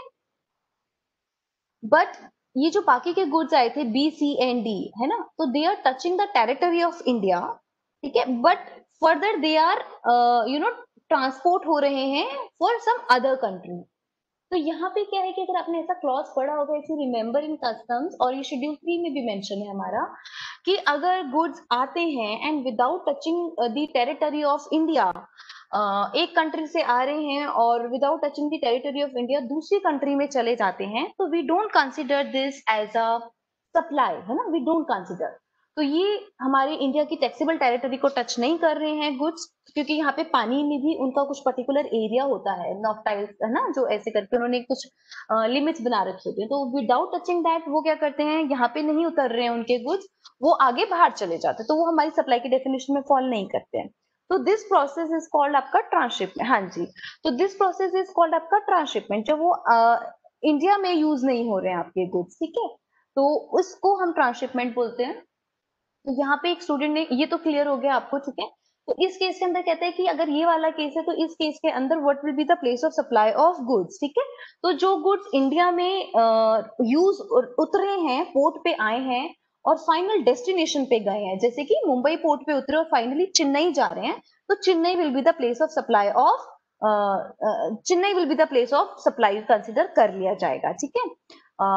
और जो गुड्स मुंबई पोर्ट पे उतर के या फिर किसी और उस पे जा रहे हैं, कंट्री में जा रहे हैं, तो उनके लिए we will not find place of supply of services, क्योंकि उनकी अल्टीमेट जो डेस्टिनेशन है दैट इज नॉट इंडिया, ठीक है. तो ultimate destination you have to just remember. Now यहाँ पे ना एक स्टूडेंट ने मुझसे एक क्वेश्चन पूछा था regarding this, so I have just mentioned it here also. Person liable to pay GST is importer on ocean freight. तो इसका एक बहुत लंबा चौड़ा सा सर्कुलर भी है और एक गुजरात जो है उसका कुछ जजमेंट अभी चल रहा है, बेसिकली स्ट्राइक डाउन है। तो बेसिकली क्या है यहाँ पे, देखो क्या होता है कि जब हम कस्टम्स में डील करते हैं तो हम जो उसकी बेसिक वैल्यू होती है उसके अंदर हम CIF वैल्यू के ऊपर we use to charge GST, है ना। तो जैसे हमारा फ्रेट एंड इंश्योरेंस होता है, फिर उसके बाद हम GST चार्ज करते हैं। तो यहाँ पे कहते हैं कि अगर आप इंपोर्ट ऑफ सर्विसेज कर रहे हो, जैसे कि फॉर एग्जांपल जो एक इंपोर्ट एजेंसी है, लाइक सप्लायर है एक बाहर का, आउटसाइड इंडिया का, and I am the importer of the goods, ठीक है, मेरे को गुड्स इंडिया में चाहिए। तो जो ये हमारा काम करवा रहा है, जो लंदन से गुड्स इंपोर्ट करवाने में मेरी हेल्प कर रहा है टू इंडिया लेके आने में, वो हमारी एक एजेंसी हो गई है, ठीक है। तो वो कहते हैं कि वो जो अब हमें सर्विसेज प्रोवाइड कर रही है उस पे GST क्यों, उस पे जो ओशन फ्रेट वाला जो कॉन्सेप्ट है वो चार्ज होना चाहिए कि नहीं होना चाहिए। तो अगर मैं बोलूं एज पर GST लॉ, तो GST के अंदर उन्होंने, अगर आप लोगों ने रिवर्स चार्ज वाली सर्विसेज पढ़ी हैं, तो उसके अंदर दे हैव मेंशन कि अगर जो गुड्स, जो सर्विसेज इंपोर्ट किए जा रहे हैं, उसके ऊपर जो इंपोर्टर ऑफ द गुड्स है, ही हैज टू पे tax in on reverse charge basis पे, ठीक है। तो जो वो हमें सर्विसेज दे रहा है, तो जो मेरा ओशियन फ्रेट वाला जो कॉन्सेप्ट है वो बेसिकली RCM के अंदर फॉल करता है, तो GST हमें पे करना बनता है, राइट। तो जो मैंने आपके एकेडमिक नोट्स, जो आपका स्टडी मटेरियल है, वो गो थ्रू किया, तो एज पर दैट मुझे लगा है कि आपका अगर ऐसा क्वेश्चन आ जाता है तो you should calculate GST on ocean trades, ठीक है। क्योंकि अभी और किसी का भी इसके रिगार्डिंग जजमेंट नहीं आया है, गुजरात वाला भी केस चल रहा है, आई think so it's something like this. तो और जो हमारा अगर मैं सेक्शन 9 सबसेक्शन 3 रेफर करती हूँ, तो वो क्लियरली सेज कि इंपोर्ट ऑफ सर्विसेज कर रहे हैं तो आपको GST चार्ज करना है, and importer of the goods will pay GST on ocean freight, ठीक है। तो that was the answer जो एक स्टूडेंट ने मुझसे पूछा था। Now section 13 subsection 10, तो हम अब फटाफट से पिक करते हैं, so I have half an hour about this.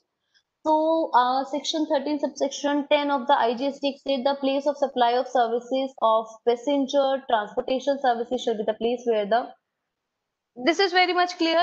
Do I need to tell something about section 13 subsection 10? Yes and no, just go through, read करो and tell me. No, है ना, ये सेम है कि जहां से भी आप अपनी जर्नी एम्बार्क कर रहे हैं, that place we will consider place of supply of services. Like जैसे कि if you are travelling from Delhi, London, New York, तो place of supply will be क्या आपका कंसिडर कर लिया जाएगा, न्यू दिल्ली, ठीक है, राइट, एग्जैक्टली। लोकेश, जो हमारा सेक्शन 12 था उसके जैसा ही है, तो हमें यहाँ पे ज्यादा वर्कआउट नहीं करने हैं, हमें क्लॉज याद नहीं रखना है। So for example, if I am traveling from New York to New Delhi, so what will be your place of supply of services? If I am traveling from New York to New Delhi.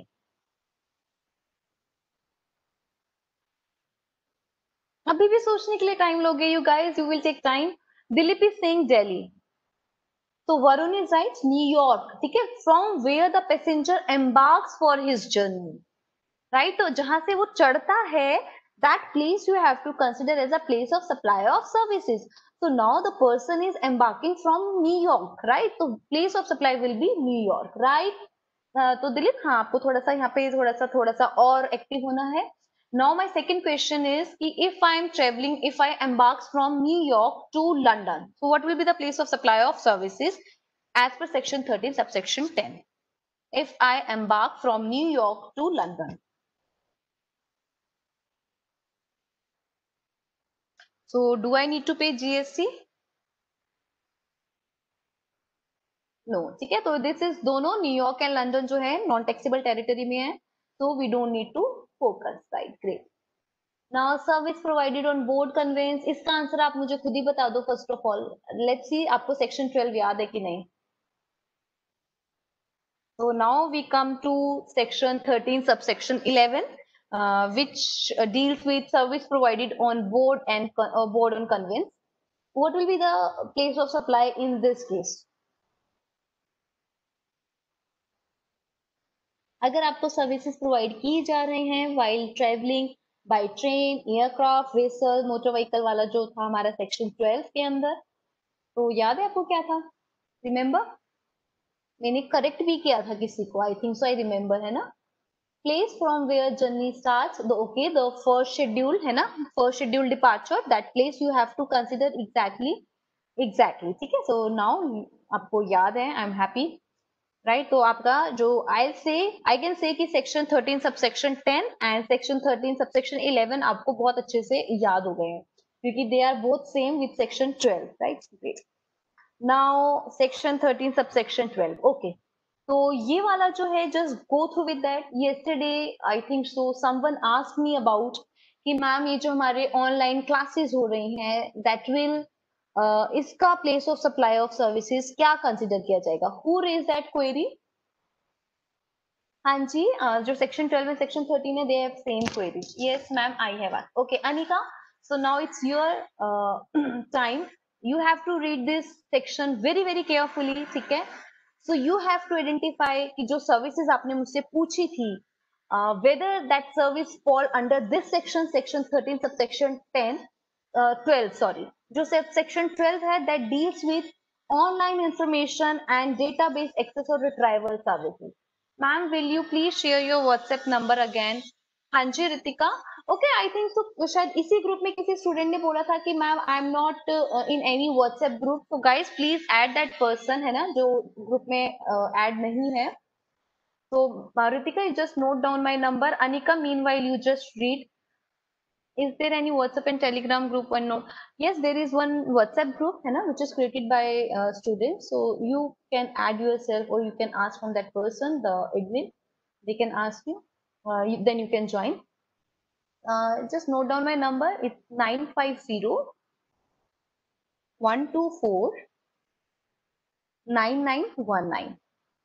Okay, right? Noted. So okay Anika and other students, you have to tell me कि जो हम online webinar, जो हम classes conduct कर रहे हैं, which will fall under the definition of online information and database access retrieval services, इसका abbreviation जो है वो है OIDAR services.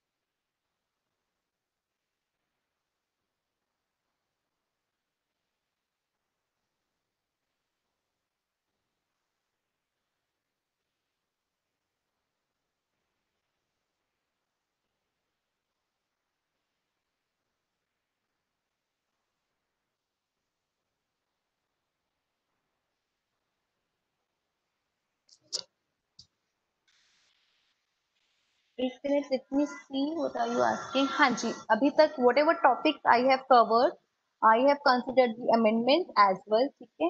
So it's exempt from text, हाँ, online lecture. Who said Dilip? Okay, do you have any notification regarding this, Dilip? Ma'am, okay, we are not talking about its exemption, first of all. We want to identify the place of supply of services in case of online classes, ठीक है? Ma'am, will you cover the amendments as well? Yes, I have covered the amendments. Paridhi, I have covered. Is it any group or telegram? Okay, that is discussion query related online classes. Yeah. So, Hanji Anika, will you reply?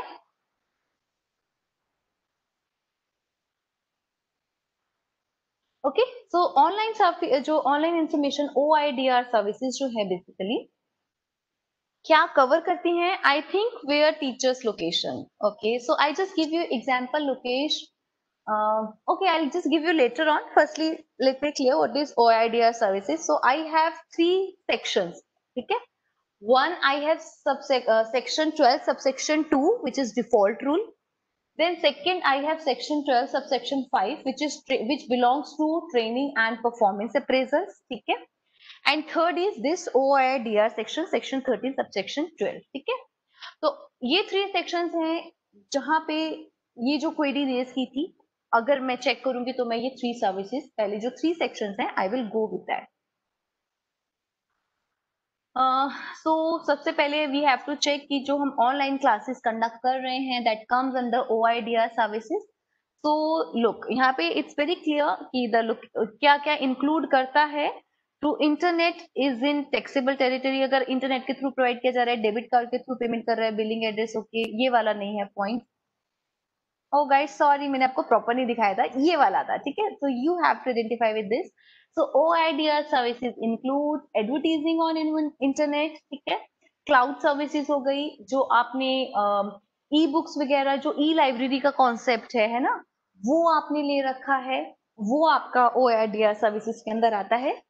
ठीक है, and information retrieval electronic form through a computer network, जिसके अंदर manual intervention जो है सबसे कम होता है. तो डिजिटल कंटेंट्स हो गया, मूवी, टेलीविजन शो, म्यूजिक, जो आजकल आप देखते हैं ना, Amazon प्राइम वगैरह, नेटफ्लिक्स हो गया, that also come under OIDR services. ठीक है, so digital data storage and online gaming, वो भी आपका OIDR सर्विसेज के अंदर आता है. सो व्हाट एक्सक्लूड्स है ना, OIDR सर्विसेज क्या एक्सक्लूड करता है. So here it's clearly mentioned कि supply of goods where the order and processing is done electronically. Physical books, newsletter अगर आप order करवा रहे हैं वो नहीं आता है. अगर आप सर्विसेज ले रहे हैं लॉयर एंड फाइनेंशियल कंसल्टेंट्स की, who advise clients through email, वो भी नहीं आता है. देन बुकिंग सर्विसेज और tickets to entertainment event hotel, ये भी नहीं आता है. राइट नाउ ये पॉइंट नंबर 5. ठीक है, तो एजुकेशनल और professional courses where the content is delivered by a teacher over the internet or an electronic network, in other words using a remote link, तो वो भी आपका OIDR सर्विसेज के अंदर नहीं आता है. ठीक है, that does not cover. So official offline physical repair services of computer equipments, वो भी नहीं आता है. तो ये वाली सर्विसेज हैं जो इसके अंदर आती हैं और नहीं आती हैं. ठीक है, तो एक बार आप OIDR कर लीजिएगा. तो इसका बहुत ही सिंपल सा है कि what will be the place of supply. So obviously, if you are making payment through internet, you are using your debit and credit card. तो जो debit and credit card के अंदर आपने अपना एड्रेस दिया है, that place we will consider as a place of supply of services. ठीक है, तो this is very simple.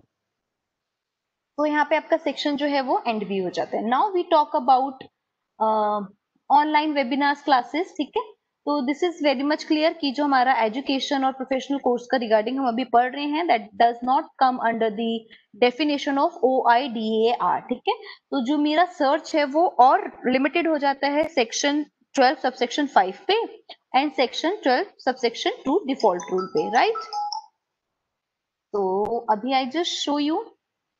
Now अब मैं यहाँ पे आपको एग्जांपल देती हूँ. लुक, जो स्टूडेंट्स का लोकेशन है, that place we will not consider. Why we will not consider?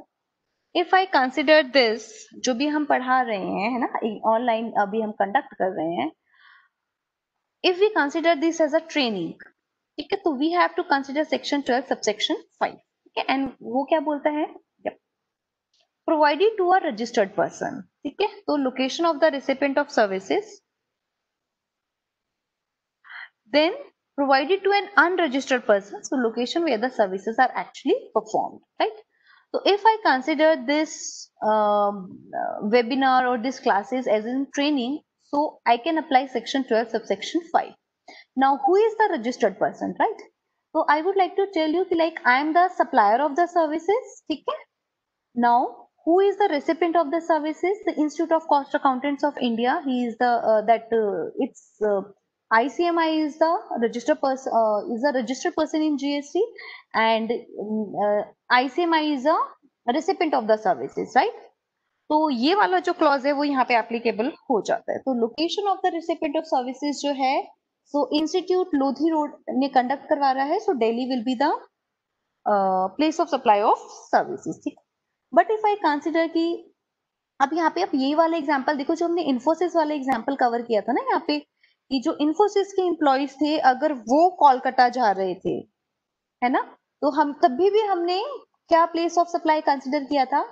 I just explain that example again. अच्छा, यही तो था इलिस्ट्रेशन जिसके नीचे मेंशन है कि supplier of services is from Kolkata, Infosys registered in Mumbai, और वो अपने एम्प्लॉयज को कोलकाता सेंड करती है, राइट, फॉर ट्रेनिंग. तो इस केस के अंदर व्हाट विल हमारा प्लेस ऑफ सप्लाई क्या था, रजिस्टर्ड पर्सन थी इन्फोसिस, तो हमने मुंबई कंसिडर कर लिया था. ठीक है, तो इन अ सेम मैनर, तो location of the recipient of services, institute is registered person, so हम दिल्ली कंसिडर कर लेंगे place of supply of services. ठीक है, तो जो आप लोग हैं, जो स्टूडेंट्स हैं, वो भी मैं लेके चल रही हूँ कि they are employ of the Infosys limited, है ना। तो institute is your Infosys which is registered in Delhi. तो यहाँ पे अब आप अपने आप को उसके साथ कोरिलेट करके आंसर कर सकते हैं, राइट। तो आप लोग अभी यहाँ पे मैटर नहीं करते हैं। नाउ आप कहाँ पे मैटर करते हैं, जब आप आता है provided to an unregistered person, ठीक है। तो अगर आप अनरजिस्टर्ड पर्सन है और हम आपको ये सर्विसेज प्रोवाइड कर रहे हैं, तो location where the services are actually performed, ठीक है। तो सर्विसेज जहां पे परफॉर्म्ड किए जा रहे हैं, so that place we will consider as a place of supply of services. So services actually perform किए जा रहे हैं चंडीगढ़ में, so Punjab will be the UT, Chandigarh UT will be the place of supply of services, ठीक है। I hope I am very much clear about this, but I do, ये था आपका जो आपने क्वेश्चन पूछा था। बट जो ये वाला अभी हम वेबिनार्स कंडक्ट कर रहे हैं, if I don't consider this as a training, ठीक है, क्योंकि ट्रेनिंग इट्स लाइक कि आप एक बार हमें ट्रेनिंग की डेफिनेशन देखनी पड़ेगी, ठीक है। तो और जहां तक मुझे लगता है कि जो हम अभी वेबिनार्स एंड क्लासेस कंडक्ट कर रहे हैं, वो ट्रेनिंग में नहीं आती है, राइट। तो ट्रेनिंग हो गई जैसे कि आपकी कंप्यूटर स्किल्स की ट्रेनिंग हो गई, आप इंडस्ट्रियल ट्रेनिंग करते हो, वो ट्रेनिंग की डेफिनेशन में आते होंगे। बट ये वाला जो सिनेरियो चल रहा है, ये नहीं आता। अगर ये ट्रेनिंग है तो ओके, सेक्शन 12 सबसेक्शन 5 एप्लीकेबल हो जाएगा। तो फिर we can go through with that section 12 subsection 2।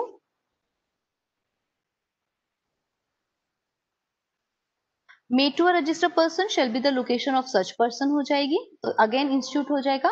और made to an unregistered person, so अभी अनरजिस्टर्ड पर्सन है नहीं हमारा इंस्टीट्यूट, ठीक है, तो will be the location Delhi.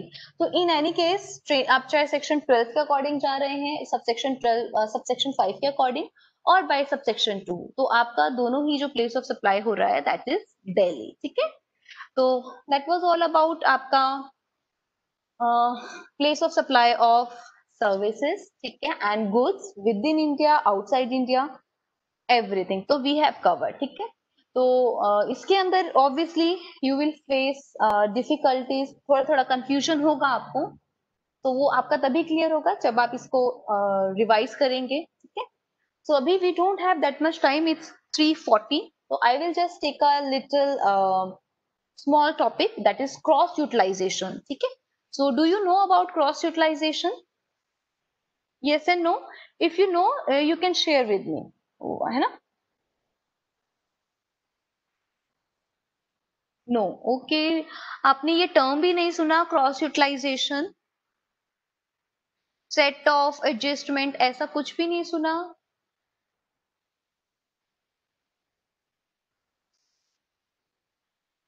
Set off सुना है। So Varun, what is set of?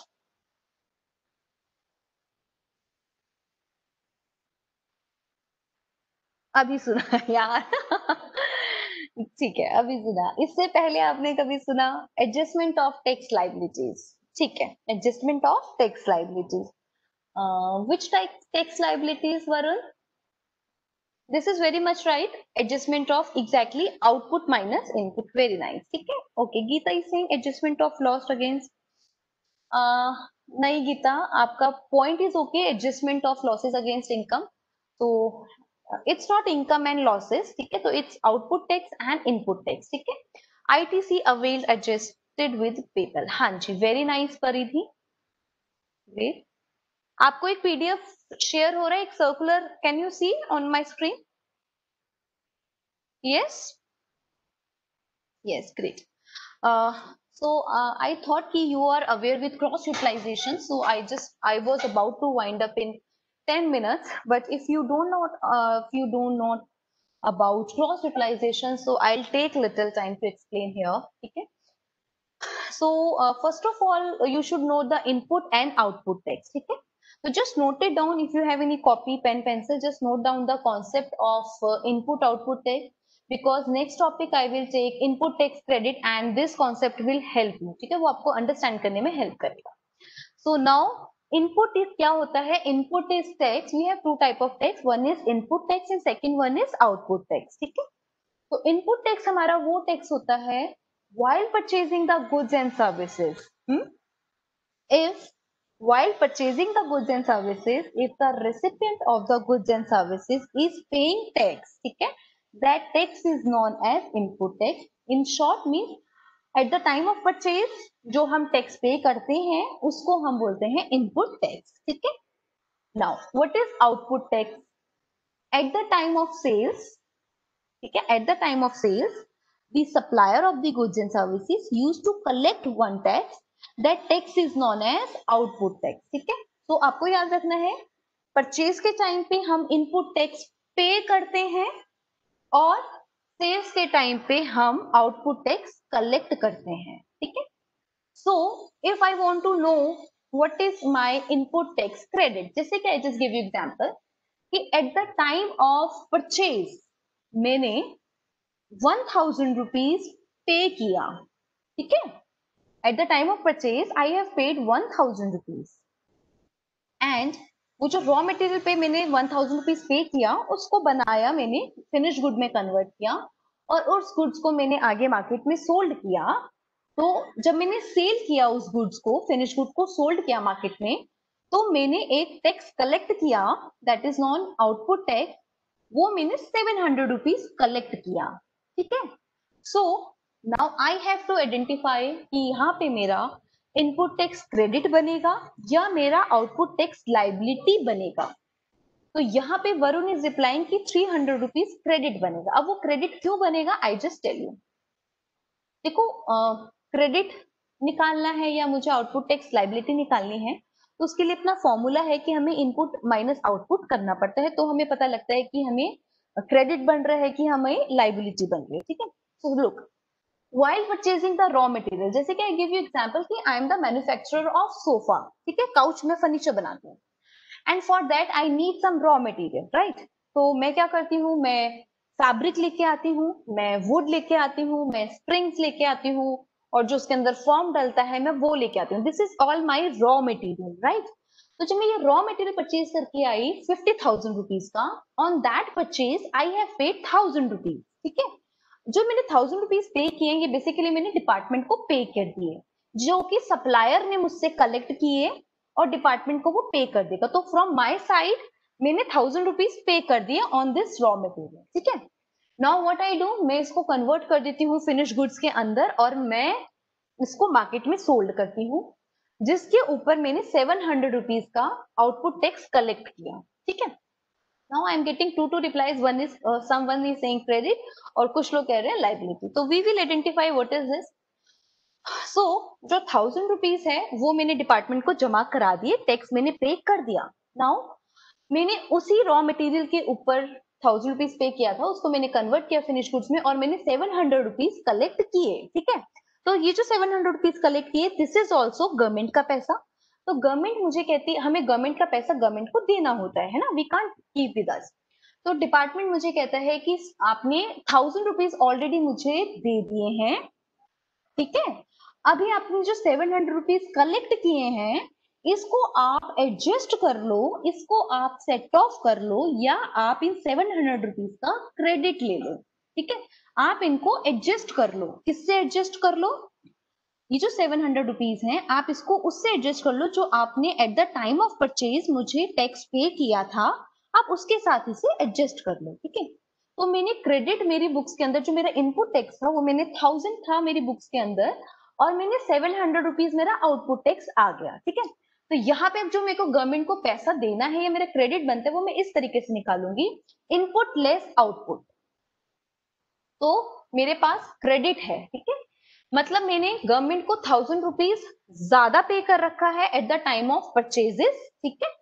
तो ये मेरा बनेगा 300 रुपीज का क्रेडिट. जिन्होंने लाइबिलिटी बोला है आप मुझे बता सकते हैं. अगर still you have any confusion I will, ठीक है, क्लियर दैट क्वेरी और डाउट. क्योंकि यहाँ पे क्या है कि देखो eight the time of purchase मैंने 1000 रुपीज पे किया लेकिन कलेक्ट मैंने 700 रुपीज किया, मैंने कम कलेक्ट किया. ठीक है. तो यहाँ पे जो मेरा है वो मेरा क्रेडिट बनता है. तो अब ये जो 300 रुपीज है मैं क्या करूंगी कि जब मेरी नेक्स्ट मंथ की आउटपुट टैक्स लाइबिलिटी बनेगी ना, जो मेरे को डिपार्टमेंट को ज्यादा पैसे पे करने होंगे, तब ये 300 रुपीज मैं यूज कर लूंगी. जैसे कि फॉर एग्जाम्पल कि मेरे को नेक्स्ट मंथ पे करना है 1500 रुपए, 1500 आई हैव टू पे टू द डिपार्टमेंट. ठीक है. तो in that case what I will do कि जो 300 मेरे पास एक्सेस पड़े हुए हैं ना मेरे अकाउंट के अंदर, that 300 I will utilize to make the payment of rupees 1500. तो व्हाट आई विल डू कि 1500 में से 300 तो मैंने क्रेडिट यूज कर लिया और जो 1200 बचा वो मेरी लाइबिलिटी है और वो मैं कैश में डिपार्टमेंट को पे कर दूंगी. ठीक है, clear? Is there any doubt? देखो, before starting the concept of input tax credit, this is very very important concept. अगर आपको ये नहीं समझ में आएगा तो आपको सेक्शन 16 में थोड़ा सा अनकंफर्टेबल होने वाला है. तो आई वांट कि आपको ये कॉन्सेप्ट जो है बहुत अच्छे से क्लियर हो जाए. ठीक है, so now I am giving you one more example and अभी around 40 students attending the class, so I want reply from all. ठीक है, तो फिर देखते हैं कि आपको कॉन्सेप्ट क्लियर हुआ नहीं हुआ. Now I just give you